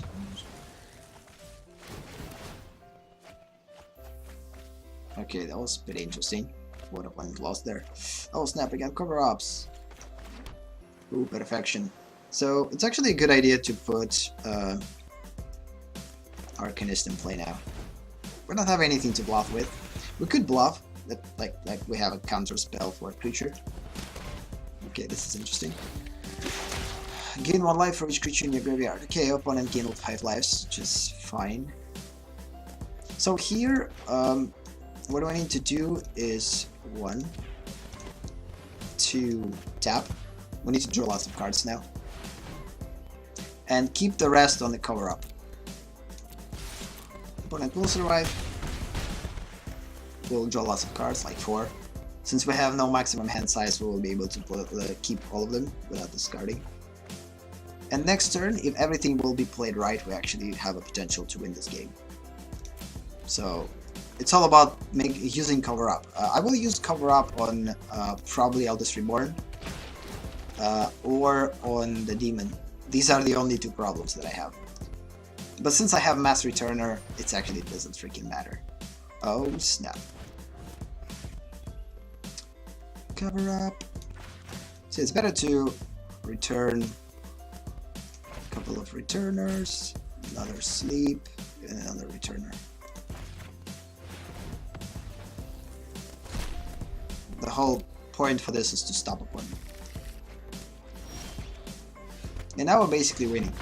Yeah, we would win regardless. I mean, the whole idea of this deck actually works better. So before this deck worked with drawing cards too, but it didn't necessarily, it didn't work that good. I mean, it was utilized pretty badly. Now I made it a little bit better. So again, having 4 copies of this, 4 copies of this, 2 copies of this, 4 copies of this, 4 copies of this, basically this will allow us to play almost every instant and sorcery spell that we have. Ideally, I would add multiple copies of Kapala, but since we don't have it yet, 1 copy is for now here. 4 copies of cover-ups to basically to survive long games. These guys I would probably put 4 copies too, but for now there's just 2. 4 sleeps, 2 time of ices. For now, at some point I will replace them. 2 of these guys. I had 2 copies of Slim Water before, but 1 copy is more than enough though. Usually we're not going to be able to utilize it properly. And of course this is just if we're going to play against lots of vampires or tribal decks. So again, and only 18 lands, because most of the creatures are cheap to play, and since we're drawing cards constantly, we will be able to draw cards. So and it's actually a pretty interesting distribution 2020-2020. So yeah, 2 matches more with this deck, and probably after this we're going to finish with the stream, because I have to do lots of stuff. I need to prepare videos for uploading. They are still just uploaded. I didn't set any tags or whatever on YouTube. And again, I want to spend on Magic less time from now on, because like I actually tried to do this throughout the 10-day hiatus. I didn't play Magic that much. Like before that, I played each day for 15 matches, like till 15 wins at least. Before that, but during these holidays, or kind of holidays, I managed to play like to restrict myself into playing like 1, 2, 3, 5 matches per day, something like this, not more. Of course, like it all depends. Like if I'm going to lose all of these matches, like for instance, if I'm losing like 3 matches in a row, then I'm just playing until I'm going to win 1 match, and after I will win my first match, I'm quitting. So just trying to manage the time properly that I'm going to spend on Magic, and instead of playing Magic, just go and do something better.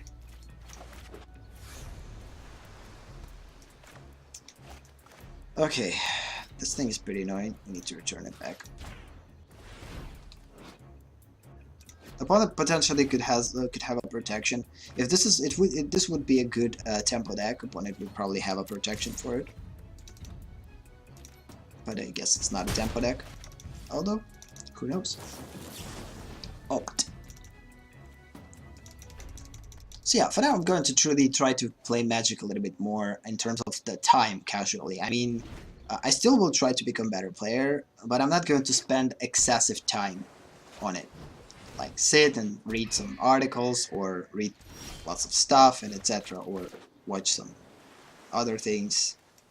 Instead, my focus, okay, we might potentially get,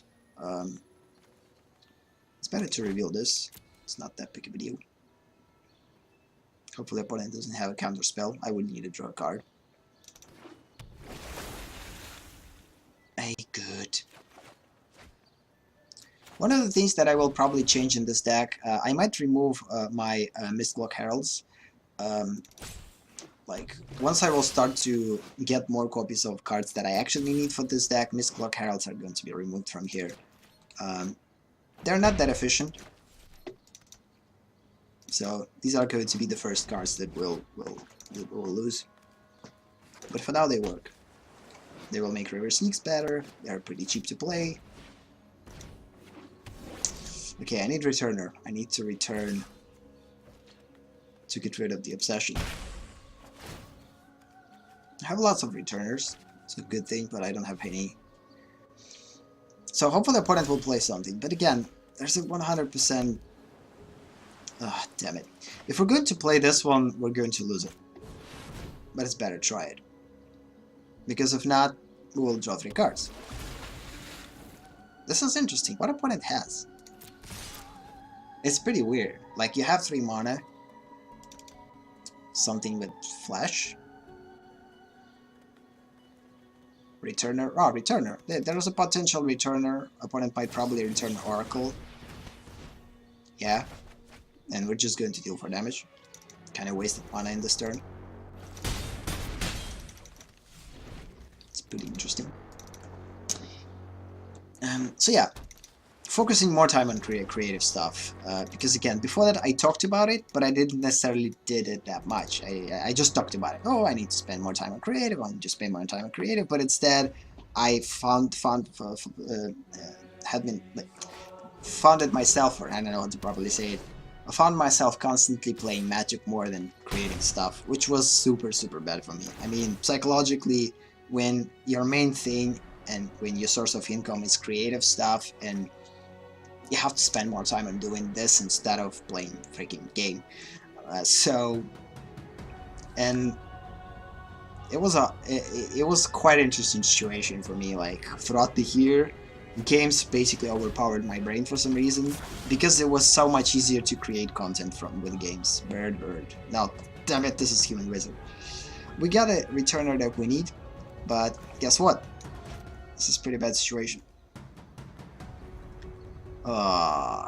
Okay, let's do this. Let's first attack with all of these guys. Not with all of them, just with 2. Then we will draw 2 cards. Hopefully we will get a land.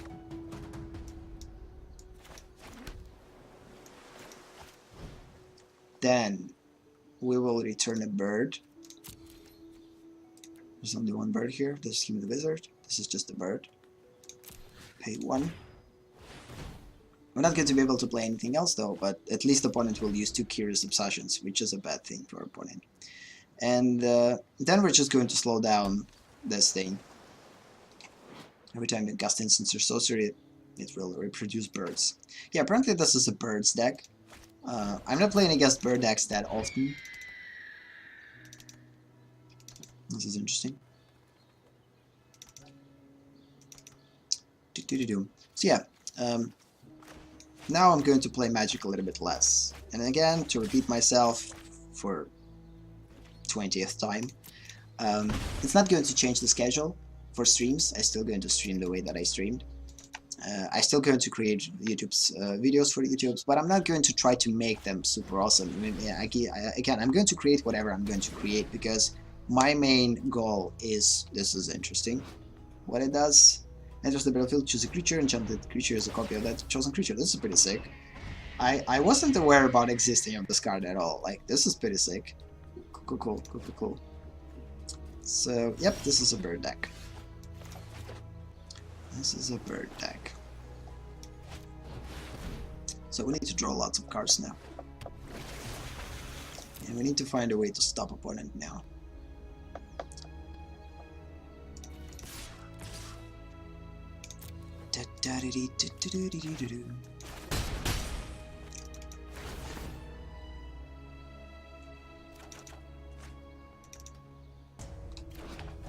Yeah, we'll get 2 cards. Nothing to bluff with, so it's better to actually put something like this. Ideally, it probably was a mistake. I probably should put River Sneak, because that way I will be able to deal more damage. We're not going to be able to kill opponent with regular creatures, only with unblockers. These guys. Okay. Of course, opponent is casting it the only way, like, to trigger multiple birds.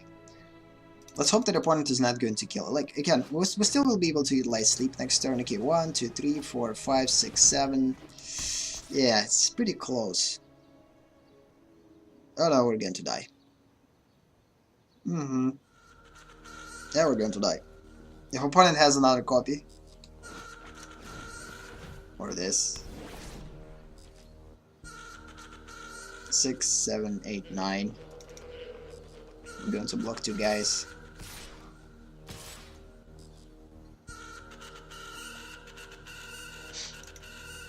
Pretty close. Hey, why opponent is not attacking with all of them though? This is interesting. This is potentially could be something that opponent... Oh, damn it. Okay, this is an interesting situation. So we need to play smart now. What we can do now is to use basically sleep on every creature, and that way attack and draw lots of cards. This is the first thing. Second thing is to return 4 birds back, which will completely destroy them. It's going to be not cheap though. It's going to cost us a lot. So the smartest choice probably is to do this now. Attack with. Okay, 2, 3, 4, 5, 6. Yeah, we're going to keep that one alive.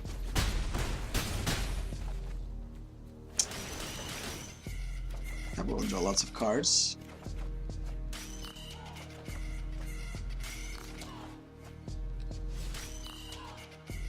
This is an interesting situation. We'll be able to utilize this one only. I wish this was not a sorcery, but actually an instant. Because if next turn opponent will find a way to untap these guys and attack somehow, we're basically done. But if not, let's play Reverse Sneak at least. And return one guy. Return human.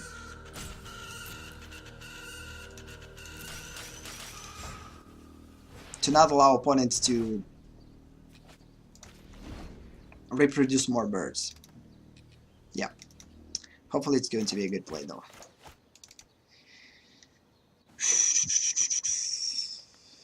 It's a pretty close one. It's a pretty close one. This is the second match with this deck. One more left before finishing the stream. That's fine. Opponent doesn't have enough to block. Yep, we're winning. Good.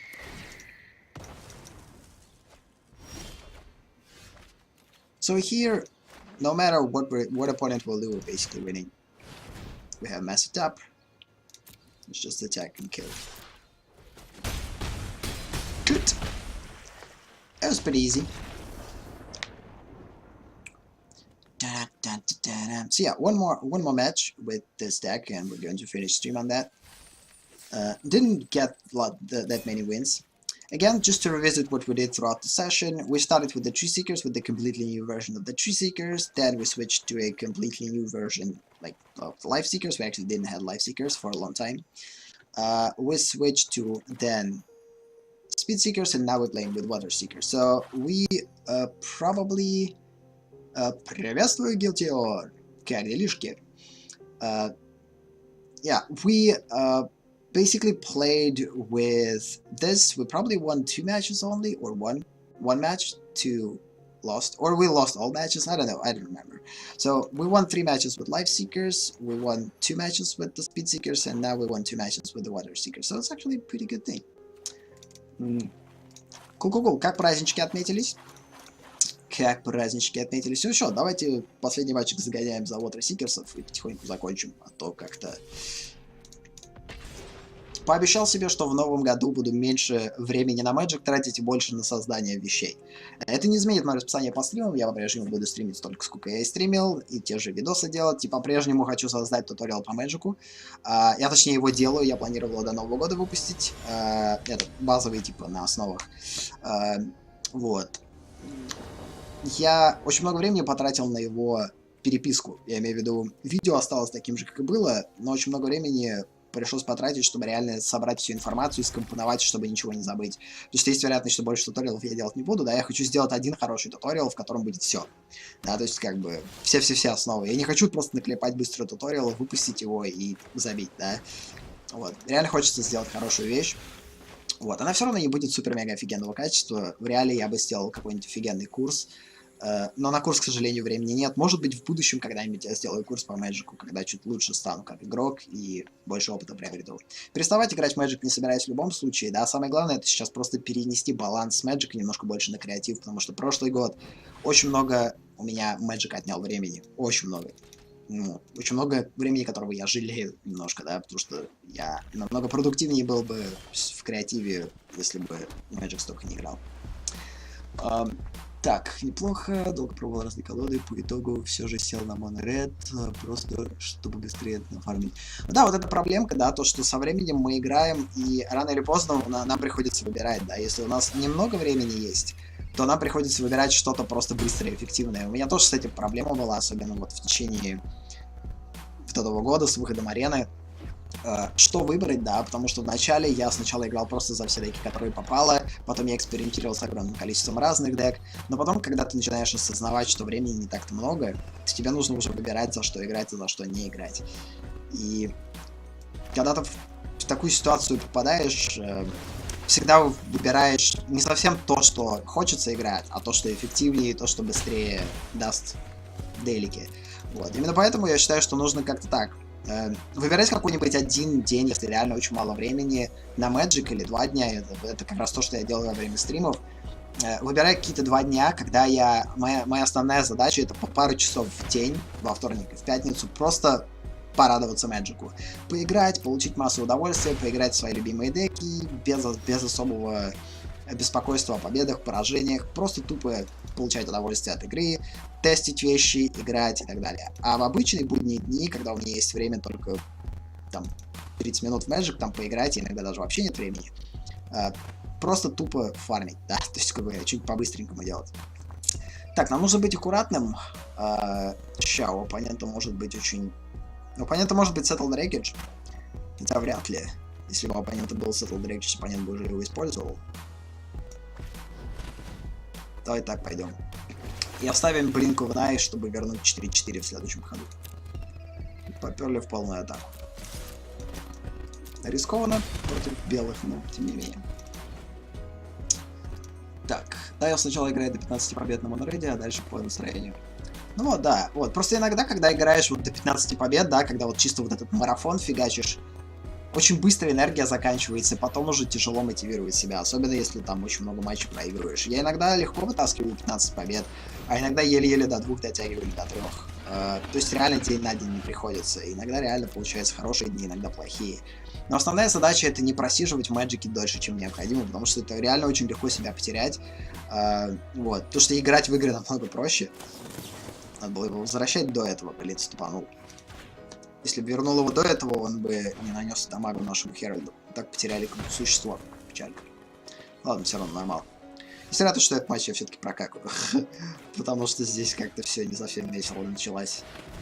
Мы играем против трехцветных динозавров. Они какашки. Мы можем, конечно, каким-то образом, если нам все правильные карты придут, мы можем замедлить оппонента настолько, чтобы как-то вытащить победу, но я не уверен.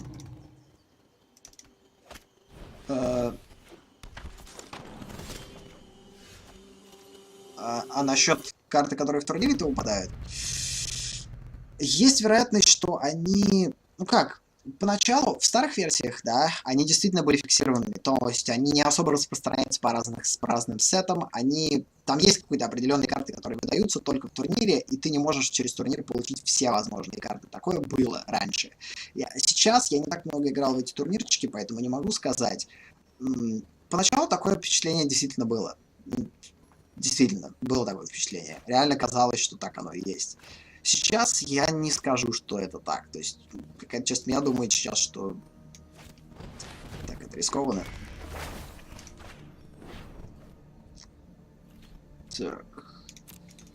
Вот. Есть вероятность, что сейчас это не так. Может иногда так казаться, но не только иксалановские борьба за иксалан выпадает. Мне и Доминария падала, и что еще падало? М19 падало. То есть просто иногда как везет. Я не знаю, там какие рандомайзеры решают, что именно выпадет, как говорится. Вот. Но опять же, я не расстраиваюсь касаемо. Я знаю, что люди сидят и беспокоятся по поводу того, блин, мы проигрываем. Если мы не поработаем, то мы проиграем. Это не важно, что мы будем блочить, нам принесут много дамаги. С 2 турниров, 4 арки, все Иксалан. Но Иксалан, он самый большой сет. Я имею в виду, один из вот этот самый первый Иксалан, он реально очень гигантский. Вот, его реально тяжело коллекционировать. К этому оппонента сфигачил. Ну все, короче, этот матч мы чичканули. Единственное, что нам может помочь, это масс ретернер вот этот. Если бы у нас было сейчас Если бы вот этих чувачков не было этого, хекспруфа, мы бы сейчас могли их вернуть. Но так как мы этого сделать не можем, мы можем только вот так сделать. В надежде на то, что нам придет... Не, нам ничего не пришло. Отстой. Ну, короче, у нас был шанс, но этот матч мы слили. Так, давайте вернем Хьюманов. Дон. 2. Я проиграл, но я просто хочу это сделать, потому что... Чтобы взять контроль.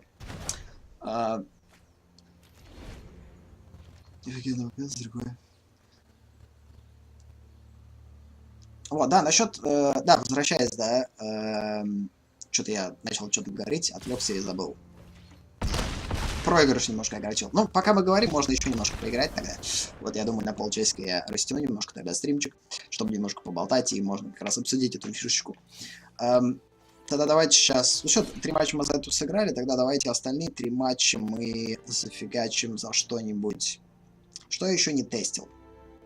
По идее, моноблэк нужно, но моноблэк он очень плохой, и я им практически все матчи прокакиваю, поэтому его нужно дособирать. Из чисто таких нормальных дек, готовых, давайте на Черсигрисов попрем. Это новая версия, которую я реально хочу очень-очень хорошо. Ну да, сейчас один матчик, я просто хочу договорить, да, касаемо вопросиков. И насчет, просто обсудить тему вот насчет того, что что типа... не расстраивайтесь, когда вы получаете карты из старых сетов. Я считаю, что в любом случае коллекция Magic будет пополняться, и даже если Ixalan уйдет, всегда будут форматы, где Ixalan будет по-прежнему играть. Потому что, если честно, Magic в Limited, он очень однобокий. Истинный Magic можно прочувствовать в Constructed, вот в этом формате, в котором есть доступно огромное количество сетов. Вот, потому что там истинная интеллектуальная игра, там реально очень много... Да, с одной стороны, минус то, что собирать больше всего, да, вот, но Limited это не такой формат, который фактически... Опять же, все зависит от того, какой вы игрок, да. Если вам не нравятся Constructed форматы в целом, и много сетов, и вам проще играть в Limited, то, безусловно, для вас это актуал. Блин. Максимум 3 матча вот это дека, наверное, сыграю. Вообще странная рука. Если нам, по сути, придет сейчас... У нас лаварские эльфы есть, да, у нас есть статус, если что. У нас может быть мана-скрю здесь, но давайте рискнем. О, шикарно нам лент пришел, хорош. Вот, поэтому, не знаю, я бы не расстраивался, вот чисто я, да, меня не напрягает тот факт, что я сам, если честно, покупаю только Ixalan. Мне насрать то, что он уйдет из этого, да. Моя основная задача это собрать как можно больше коллекции карт Magic, чтобы иметь возможность собирать как можно более уникальные и необычные деки. Вот. Поэтому, если честно, я не особо понимаю людей, которые только в Limited сидят, потому что, мне кажется, они в какой-то степени себя очень многим ограничивают, потому что Magic, он просто прелесен вот именно в своей глубине. Пожалуйста, Counter-спел. Нет. Counter-спел. Угу. Эх, обидно. Ладно, нормально, у нас еще одна копия есть. Поэтому, как бы... Я не хочу себя ограничивать в Magic, никогда не нравился, мне всегда нравились большие форматы, в которых очень много выбора. Это тяжелее делает игру, но это делает ее намного интереснее с точки зрения перспективы, то есть ты можешь в нее играть бесконечно, и она никогда не надоест. Вот, это, скажем так, ее плюсик. Вот, поэтому не знаю. Вот меня друг, например, покупает только эти... только... Вообще ни разу не покупал бустеры из Ixalan. Он сразу же сосредоточился на равнике, и у него тоже такое мышление, что он нафига мне старые сеты. Да, остальное можно докрафтить. Но в реальности в старых сетах Ixalan это один из лучших сетов за последние годы, который выходил, потому что в нем очень много офигенных племен, в нем офигенные топовые карты, практически все лучшие карты из Ixalan, да, то есть как бы, которые в топе сейчас играют. Не скажу, что прям все, но... Проверю, у меня большую часть колод на самом деле Ixalan-овские используют карты. Я обожаю эти сокровища, то, что они делают, как они хорошо позволяют игру, типа производить эти дополнительные земли и так далее. Не, они вообще никогда уходить не будут. Они навечно останутся в игре, и как бы они сохранятся, просто они придумают какой-то отдельный типа формат Constructed. То есть со временем Magic будет просто расширяться, и со временем он станет... Ой, не Constructed, а Modern. Я почему-то путаю. В общем, есть же Limited и есть... Нет, подождите. Есть Limited и Constructed. Значит, Limited это у нас форматы драфта, где мы просто драфтим. Так, давайте затапленную выйдем. Так, давайте сонов реализ использовать. У оппонента может быть каунтер. Есть вероятность, что в следующем ходу оппонент масс ремувал сделает. Или сейчас скрадет вот эти две карты, и тогда это будет не есть хорошо, поэтому надо быть аккуратным.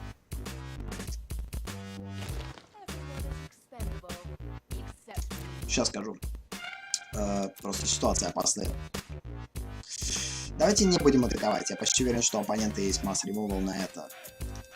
Поэтому давайте посидим в защите. Вот, да, собственно, есть у нас же констракты, да, это то, что фактически вот мы сейчас играем, да, это чисто вы собираете сами деку, а Limited это где вы деку не собираете предварительно собранную, а и вам приходится собирать деку из того, что вам дается. Вам дается там 3-4 бустера, вы из них собираете деку и так далее. Вот, это у нас Limited, да. Но есть также еще же вот эти гигантские форматы Magic, которые Modern, стандарт, да. Сейчас в Magic стандарт. В основном вот здесь, да, и пока что все сеты в стандарте работают, это за последние, по-моему, несколько лет сеты. Стандарт довольно лимитирован, потому что он довольно быстро, у него ротация происходит. Так, сейчас, 9. Мы попали в не очень приятную ситуацию. Я бы сказал, это кошмарная ситуация, у нас нет существ, нам нечего играть. Надеюсь, оппонент не удалит фразку в следующем году. Вот, поэтому... карты в стандарте, они всегда будут в ротацию переходить, да, то есть, как бы, это фактически, вот, когда говорят, что Эксалан уйдет, да, это как раз он уйдет только из стандарта, но он останется в модерне, да, то есть, как бы, и потом он перейдет в модерн, это уже формат, который за последние 5 лет сеты, типа, держит. Вот. И так как сейчас еще Magic не в модерне, но со временем, да, они обещали нам вернуть Манкет, это тоже старый сет. Они обещали вернуть Каладеш, это еще более старый сет.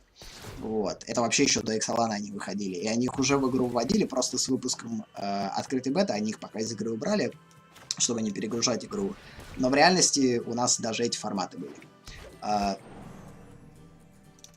Ну, кто-то... Я слышал, один чуть говорил, что вообще в конце сентября следующего ротация произойдет. То есть это не так скоро. У вас фактически есть год для того, чтобы играть всеми картами, которые есть.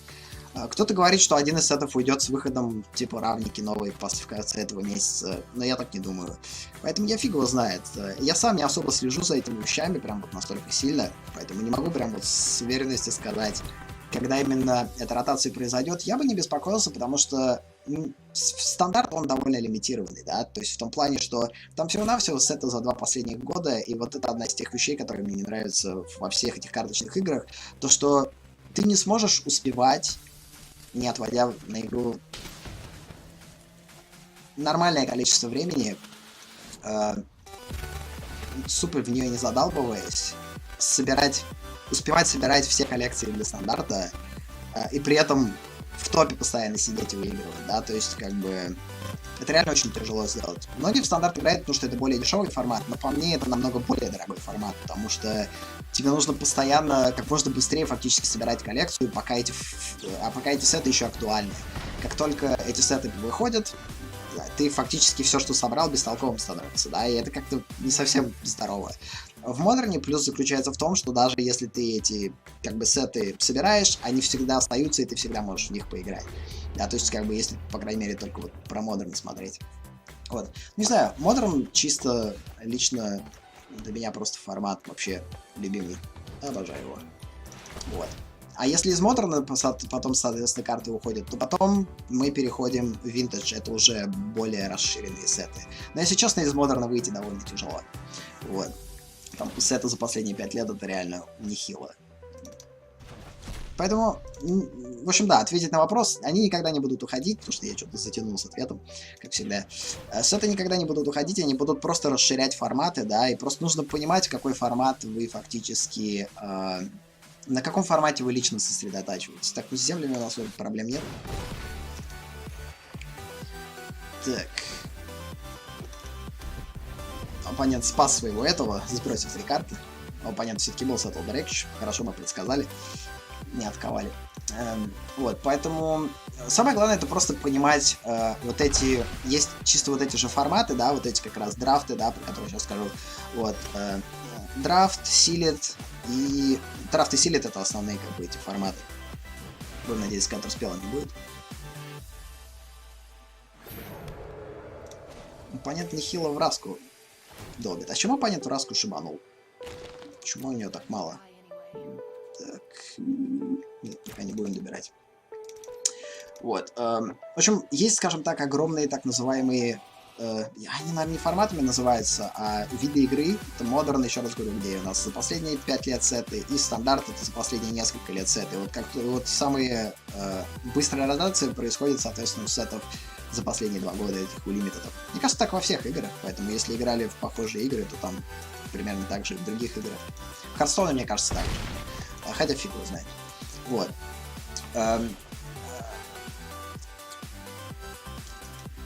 Limited это как раз вот эти драфты, да, и к вопросу о том, как драфт играть, по сути, я сам много в драфт не играл, но по сути играл в него вполне достаточно. Так, у оппонента 3 карты, давайте попробуем сейчас заставить оппонента сбросить последние 3 карты,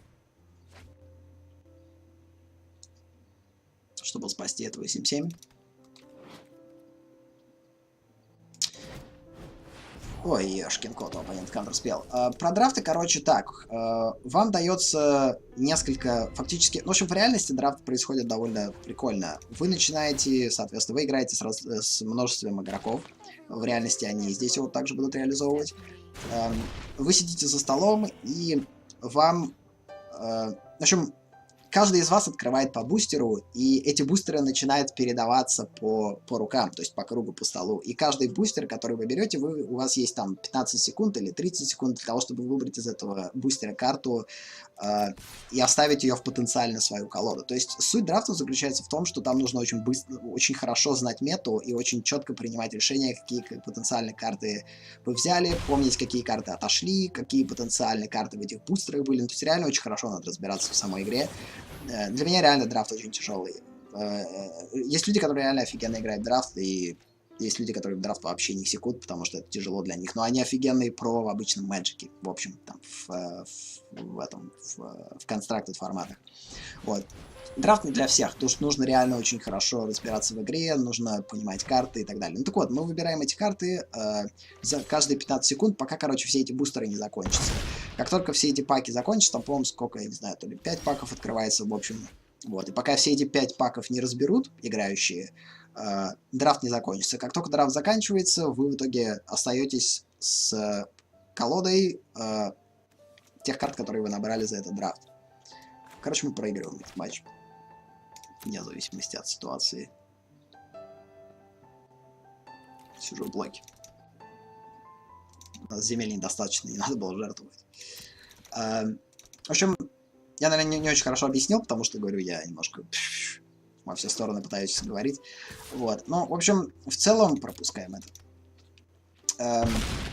Вам приходит бустер, вы выбираете из него одну карту, пытаясь понять, как вы иметь идею, какую колоду вы собираете. Вот. Плиз, не контрспел. Шикарно. У нас есть шанс даже спастись. И потом, пока все бустеры не закончатся, вы фактически берете по одной карте. Желательно делать так, чтобы у вас по этой одной карте соответствовали той колоде, которую вы потенциально хотите собрать. Вот. То есть вам могут попасть хорошие карты, вам могут попасть плохие карты, вы можете выбрать хорошие карты, вы можете отпустить плохие карты, и все эти карты добавляются в вашу коллекцию. Плюс драфта заключается в том, что все эти карты, которые вы отберете на драфте, они идут в вашу коллекцию, поэтому у вас есть несколько логик, с которой вы можете на драфт выходить. Первая логика выходить на драфт, это фактически ради того, чтобы собрать коллекцию, да, то есть вы выходите на драфт, и вы намеренно собираете с драфта карты, которые не будут играбельные, но для того, чтобы пополнить вашу коллекцию. Вот. Или сделать хотя бы псевдоиграбельную деку, но главное ради сбора коллекции. Вот. Но обычно вступление в драфт не дешевое, поэтому обычно ты все-таки будешь стараться играть немножко более разумно. Вот. Это ссылочка была или мат? Просто если это ссылочка, то она, опять же, не будет видна. Кинь ссылочку в личечку. Не атаковать я пока не буду. Пока сидим в защите. И надеемся, что оппоненту не придет второй трибунал. Вот, поэтому... Да, единственное отличие драфта, да, на самом деле проще реально просто почитать правила драфта, вы знаете. Вот, я, наверное, не очень хорошо объясню, но суть еще раз заключается в том, что там немножко меньше колода из 40 карт, Так, вижу. Ой, это что, открылось? Сегодня? М19, М19, М19. Ну да, иногда такая фишка попадает, что прям подряд из М19 выпадает. Иногда чисто из Эксалана. Редко бывает, когда, наверное, из разных сетов. Хотя я не помню. Так, Гелиона у меня этого нету самого. Прикольненький Гелиончик в начале каждого заключительного шага. И если Гелион атаковал или блокировал в этом ходу, то его владелец втасовывает его в свою библиотеку. Ну, это чисто, да, агрессивный чич. Изгонить целевой перманент с корректированием стоимости 1. Интересная карта. Но не все ее любят. Единство с машиной. Возьмите количество карт, равное наибольшему значению конвертированной ванной стоимости среди артефактов, под вашим контролем. Вот это у меня, по-моему, есть клуб с артефактиками. Клево-клево. Ну да, не только Эксалан, то есть там реально, когда как приходится. Вот, иногда Эксаланчик впихается, иногда не Эксаланчик. Так, ну давайте пробовать опять... подожди, он же не легендарный. В общем, мы реально сейчас будем выживать с одной жизнью, пока оппонент нас не прикончит. Если честно, мы можем атаковать. Но если мы атакуем, оппонент нас просто молта не свалит, поэтому нам нельзя атаковать, по-прежнему сидим в защите. Мне нужно перманентов положить на поле боя, чтобы у меня эссенс сработал, возвышение. Потому что как только эссенс сработает, 4, 5, 6, 7, 8, 9, один перманент нужен, чтобы возвышение сработало, и мы постепенно дрейнили оппонента и сами жизнь восстанавливали. Так обидно, пипец. Но надеюсь, что мы даже выживем. Вот. Поэтому драфт довольно клевый формат, но он зараза дорогой. И пока что, увы, о нем... Его хочется играть, потому что он реально интересный. Ты там поистине мету узнаешь в том плане, что ты действительно узнаешь, что работает, что не работает в мете. Потому что суть драфта еще и клево, то, что она учит ценить карты. В Constructed мы фактически не особо ценим карты, потому что мы смотрим на них, только мифики или только рарки, да, то есть как бы мы не особо смотрим на коммоны, как на хорошие карты. В драфте тебя учат ценить даже карты плохие, да, то есть даже коммоны, в них есть своя ценность, потому что в правильном комбинации коммоны могут дать тебе победу, да, то есть как бы если у вас нету других альтернатив. Вот, то есть драфт это хороший формат для того, чтобы научиться ценить Magic даже вот на ранних вот этих стадиях. Вот, и плюс этого формата заключается в том, что ты никогда не будешь жаловаться там на то, что у человека куча мификов в колоде. То есть это формат, который позволяет, наверное, чисто по скиллу играть, потому что он реально фактически позволяет как-то... Блин, нас оппонент сейчас замелаутит, короче. У нас библиотека закончится раньше, чем мы выиграем. Да, короче, нас милят очень. Мельницу на нас используют. Заканчивает наши карты в библиотеке. И шикарно молта не подтаранила. Но вернуть я, увы, не могу, потому что... Ничего, печально. Если в этом ходу мы не проигрываем, то в следующем ходу мы проиграем. У нас 6 карт в библиотеке осталось. Печалька. Поэтому да, драфт такой форматик, который реально позволяет, мне кажется, больше на... Реально научиться ценить Magic. Все, мы проиграли. 6. Да. У нас как раз 6 карт, оппонент 4 сбросит. А не 4. Почему она 4 раза сработала? Понятно, что 2 копии.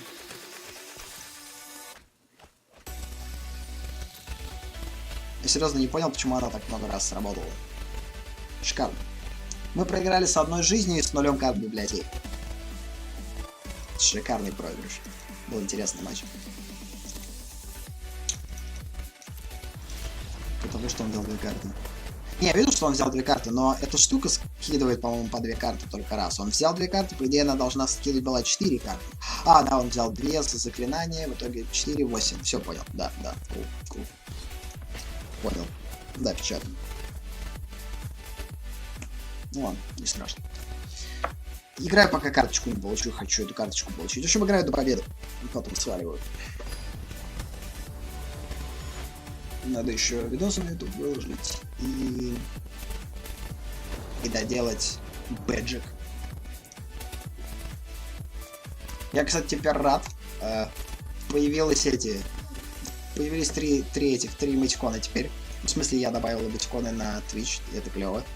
Пока что взял эти простенькие, не стал ничего более сложного делать. Как бы, у меня их на самом деле и 24. Их реально дофигища, все эти чуваки потом перейдут в эмотконы. Вот. Ну, как говорится. Я так до победы сидел 3 часа разок. Все-таки выиграл. Самое главное, что выиграл. Блин, как я ступил. Не ту карту сыграл. Надо было наварского вейфа фигачить. Ладно.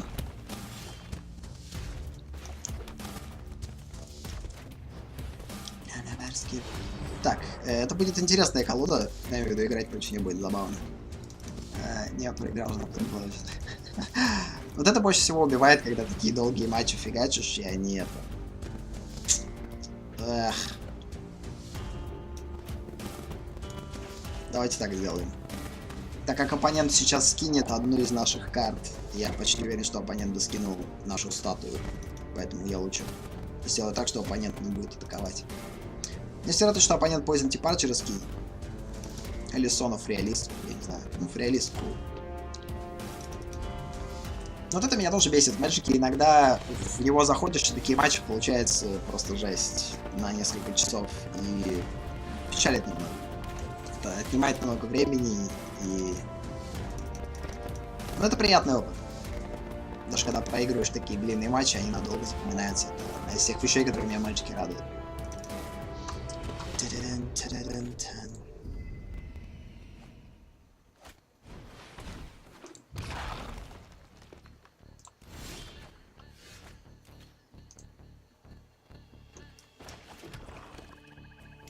Ситуация что-то не из лучших у нас много земель идет. Ну, будем надеяться, что нам что-нибудь на счет приведет. Нет, обнимал, что долго я игры 10 мог выиграть, а тупо хотел последние 15. Да, такое тоже бывает. Это еще обиднее. Вот это те дни, когда я в Magic ненавижу. Вот такие дни, это когда я Magic ненавижу. Я хочу одну долбанную победу взять. И я трачу несколько часов, и эта победа никак ко мне не приходит. Это невероятно бесит просто. Это... Особенно, когда так несколько дней подряд. Особенно, когда ты знаешь, что тебе дофигища делал, и тебе нужно в последнюю очередь садиться сейчас и играть в Magic. Это выносит мозг так-то. Так, серьезно, у нас до сих пор недостаточно перманентов, чтобы реализовать Twilight Profit. Ах, печалька-то какая. Давайте долбить. Надеюсь на то, что нам придет все-таки еще один перманент, чтобы Twilight Profit немножко жизнь погенил и потихоньку оппонента помочил. Вот, у меня редко получается до 15 побед доводить в тень. По-моему, только пару дней назад я сыграл до 15 побед. Какие-то такие 20 раз. Я в режим возвращался, и у меня было у меня не было сил ничего делать, и я тупо засел в Magic и 15 крестов зафигачил. Много матчей заняло это, я помню. Так, это мы сделаем на ходу оппонента. Оппонент сдает? Или просто сказал, что хорошая игра? Или оппонент решает, что ну все. Вот зараза. Это было. Мы пожертвуем сопротивление, и наш Стоякович спасется. Щика, блеск. Опа-на. Крутяк.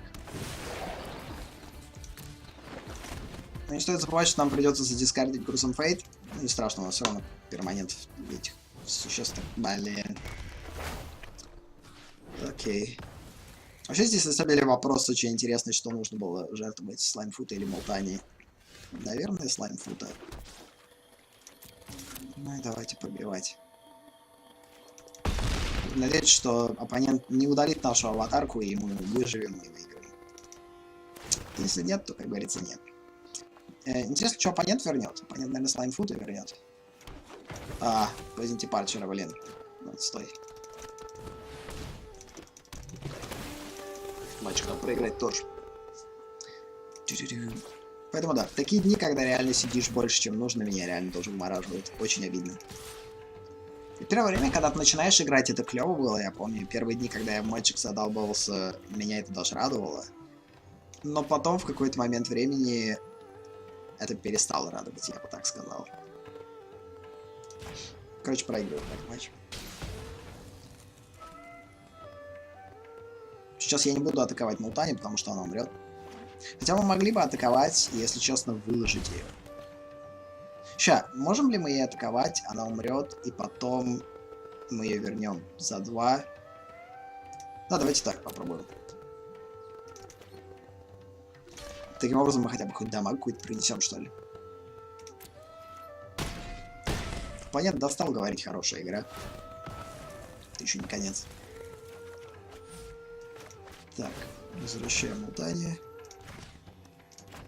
Одну землю можно будет скинуть. Так. Да. Если нас какая-нибудь карта заставит задискардить, мы, если что, землю скинем. Да, одну сейчас сыграем. В следующем ходу мы даже Мултани разыграем. 4, 5, 6. Не было бы достаточно, чтобы ее снова положить. Потому что да, даже шанс есть. Опять же, оппонент будет постоянно возвращать поздние депарчеры. Или это. Отстой. Ну, я в эти празднички фактически меньше играл Magic, это было по сути хорошо. Вот, лично для меня я реально сосредоточился на том, чтобы заняться делами наконец-то, и это было прогрессивно. Не так много Magic играл. Хорошо было сделать перерывчик в 10 дней. Я редко такие перерывы делаю в течение года, обычно стримлю нон-стоп, но иногда это необходимо. Иногда это чисто физически необходимо сделать такой перерывчик, чтобы привести дела в порядок. А то реально, когда стримишь почти каждый день, в это время очень много уходит на стримы и на подготовку контента для стримов и всего такого. Да-да, он такой, вот. Мне лично Моноред не очень нравится, потому что он однотипный и быстрый, им легко надоедает играть со временем. Вот. Но в целом он по сути рулит.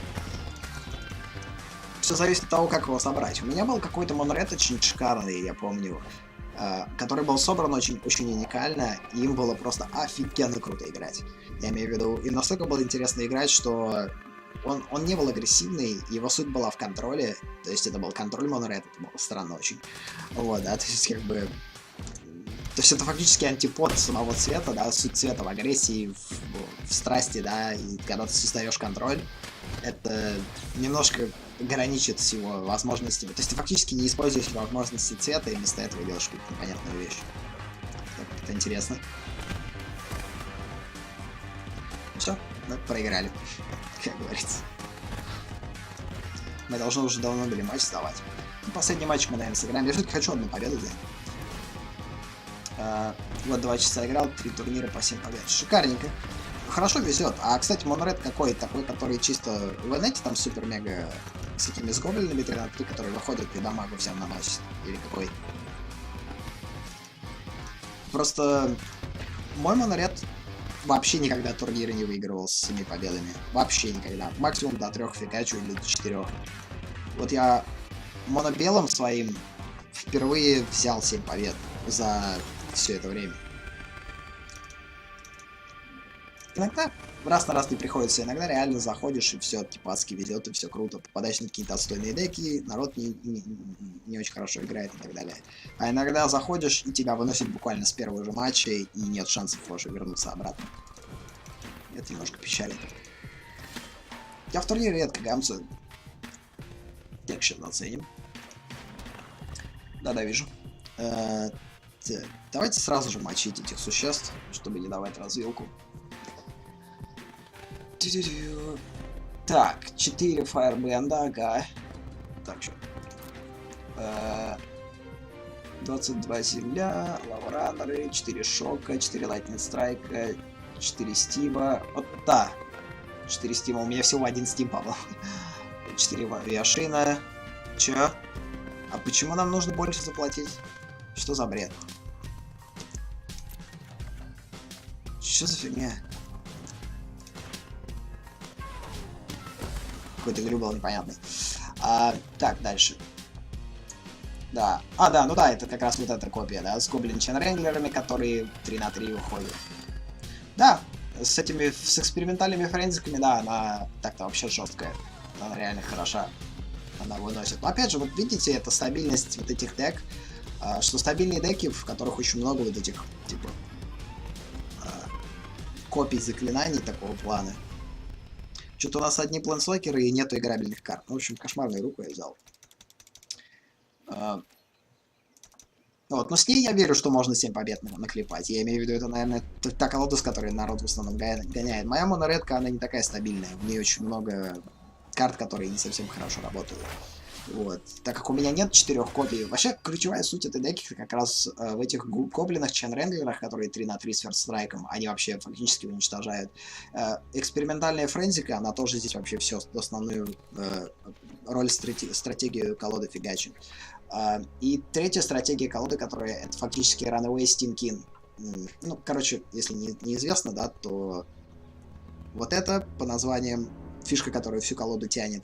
Вот этот чич, который всю тянет колоду. И вот эти чичи тянут всю колоду. Все остальное можно вообще другое ставить до тех пор, пока эти карты тут есть. Это именно 3 основные карты, которые, типа карт, которые тянут колоду. И проблема с моей колодой заключается в том, что у меня как раз их и нет. У меня всего одна копия вот этого. По-моему, ни одной копии вот этого чича. И только одна копия вчера выпала, это экспериментальных френзиков. Вот. Но это основные карты, которые тянут фактически всю колоду. Я имею в виду...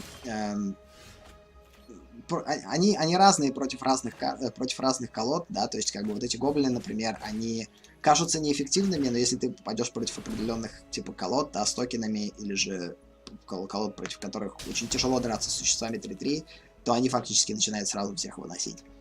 Вот. Они как раз здесь созданы для того, чтобы немножко сбалансировать колоду.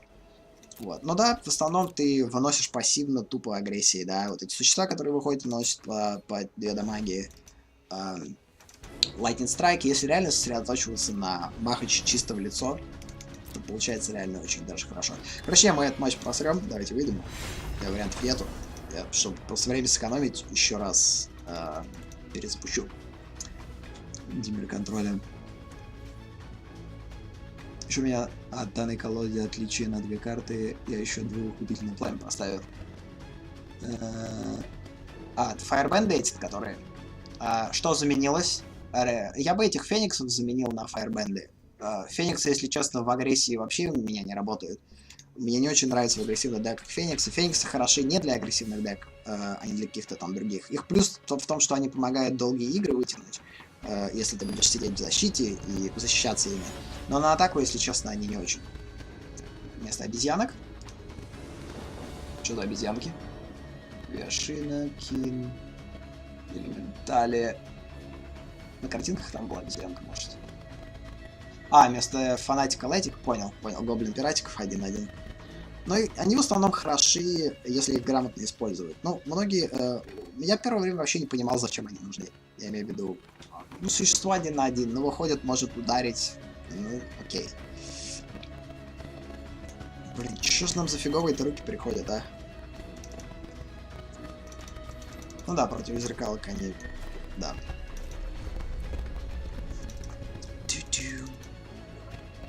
Ну, все равно cool, да. Вот. Но я говорю, мне до таких колод еще далеко. Единственная колода, которая будет более близка вот к такому виду, как вот эта вот моноредовская, да, которую я показал, была, это как раз...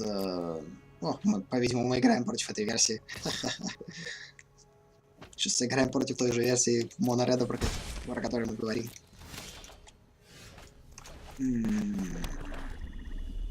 Отстой. Ну, короче, кошмарная рука была. У меня не было вообще никакой ранней игры. Надо было вообще не брать ее.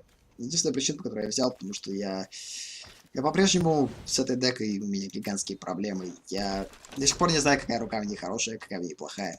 Потому что у нее нету вот этой супер стратегии хорошей. Все. Так, ну пока что выглядит она так же. Макака вышла. Лава Рендер тоже вышел. В таких колодах что-то как-то не хочется Assassin Trophy использовать на какого-нибудь Лава Раннера, особенно учитывая тот факт, что у оппонента проблема с этим. О, шикарно, нам пришел этот Ritual of Loot. Проблема в том, что у нас нечего играть. Давайте, короче, Son of Realist поставим. Сейчас ее немножко бестолково ставить, потому что у нас нет существ, но я хочу к тому моменту, как она срубит 3 каунтера, положить уже Poison Departure, чтобы побыстрее ее реализовать до 3-го этого каунтера. Понятно, нас шочит. Ну да, вот такая вот вещь иногда происходит вот в этой колоде как раз. Не знаю, насколько часто, что реально проблемы с землями.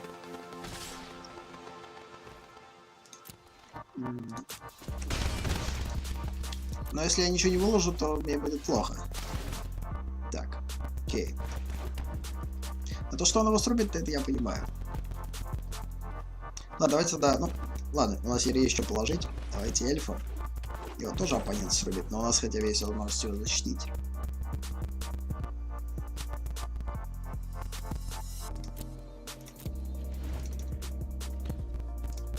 Я где-то слышал какой-то там слух на форуме, я мог не так понять. На английских там форумах что-то народ говорил, что есть какая-то версия деки с этими экспериментальными френзиками, да, которые... Давайте-ка сейчас спасем его. Или заставим, по крайней мере, оппонента использовать несколько карт на него.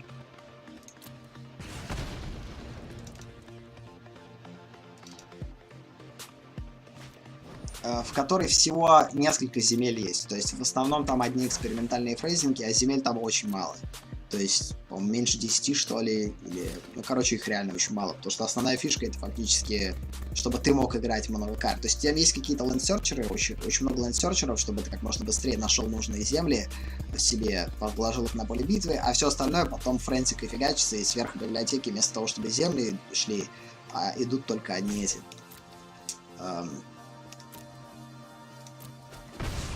одни заклинания, которые можно разыгрывать.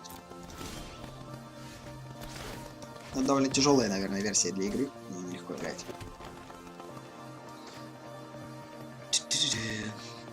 Но понятно, проблема с землями. Lightning Strike пока что реализован не будет. Я думаю, можно вполне этого гоблина фигачить.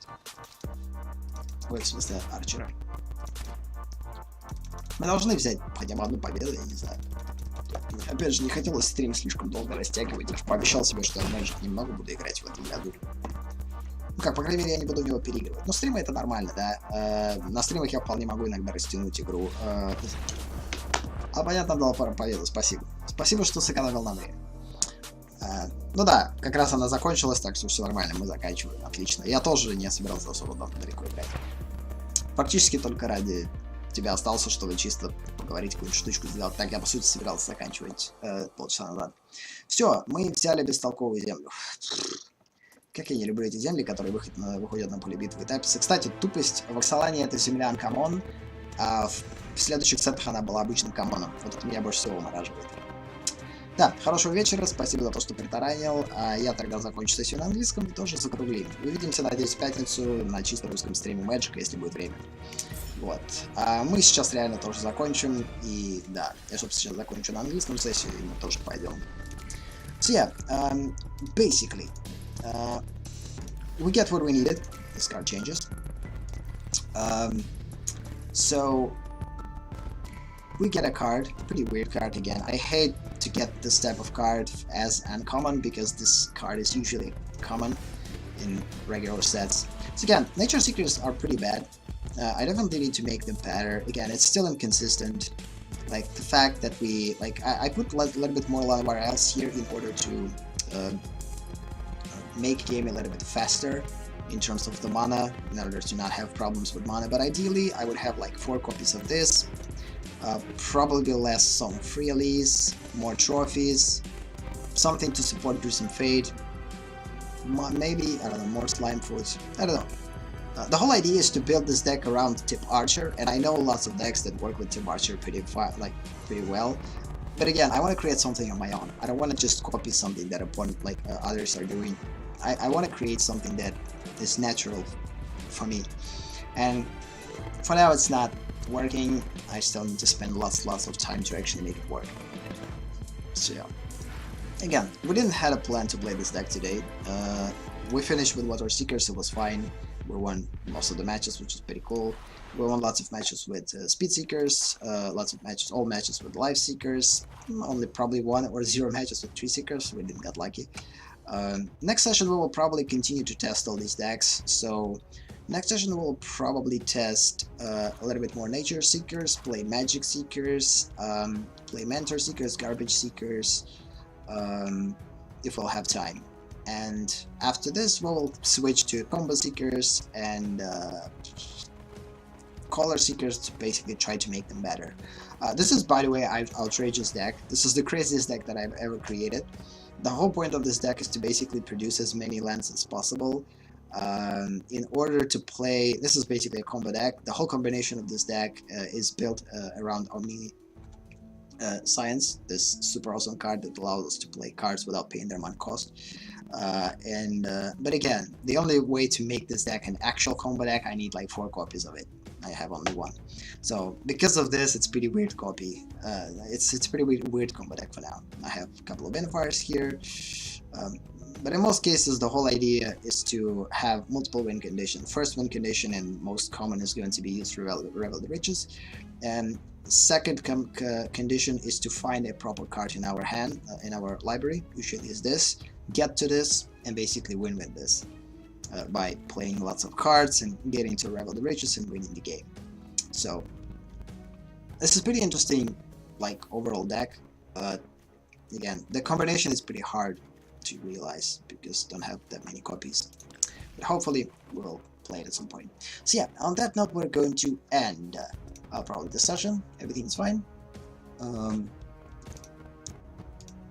Wait a sec. No, pretty cool.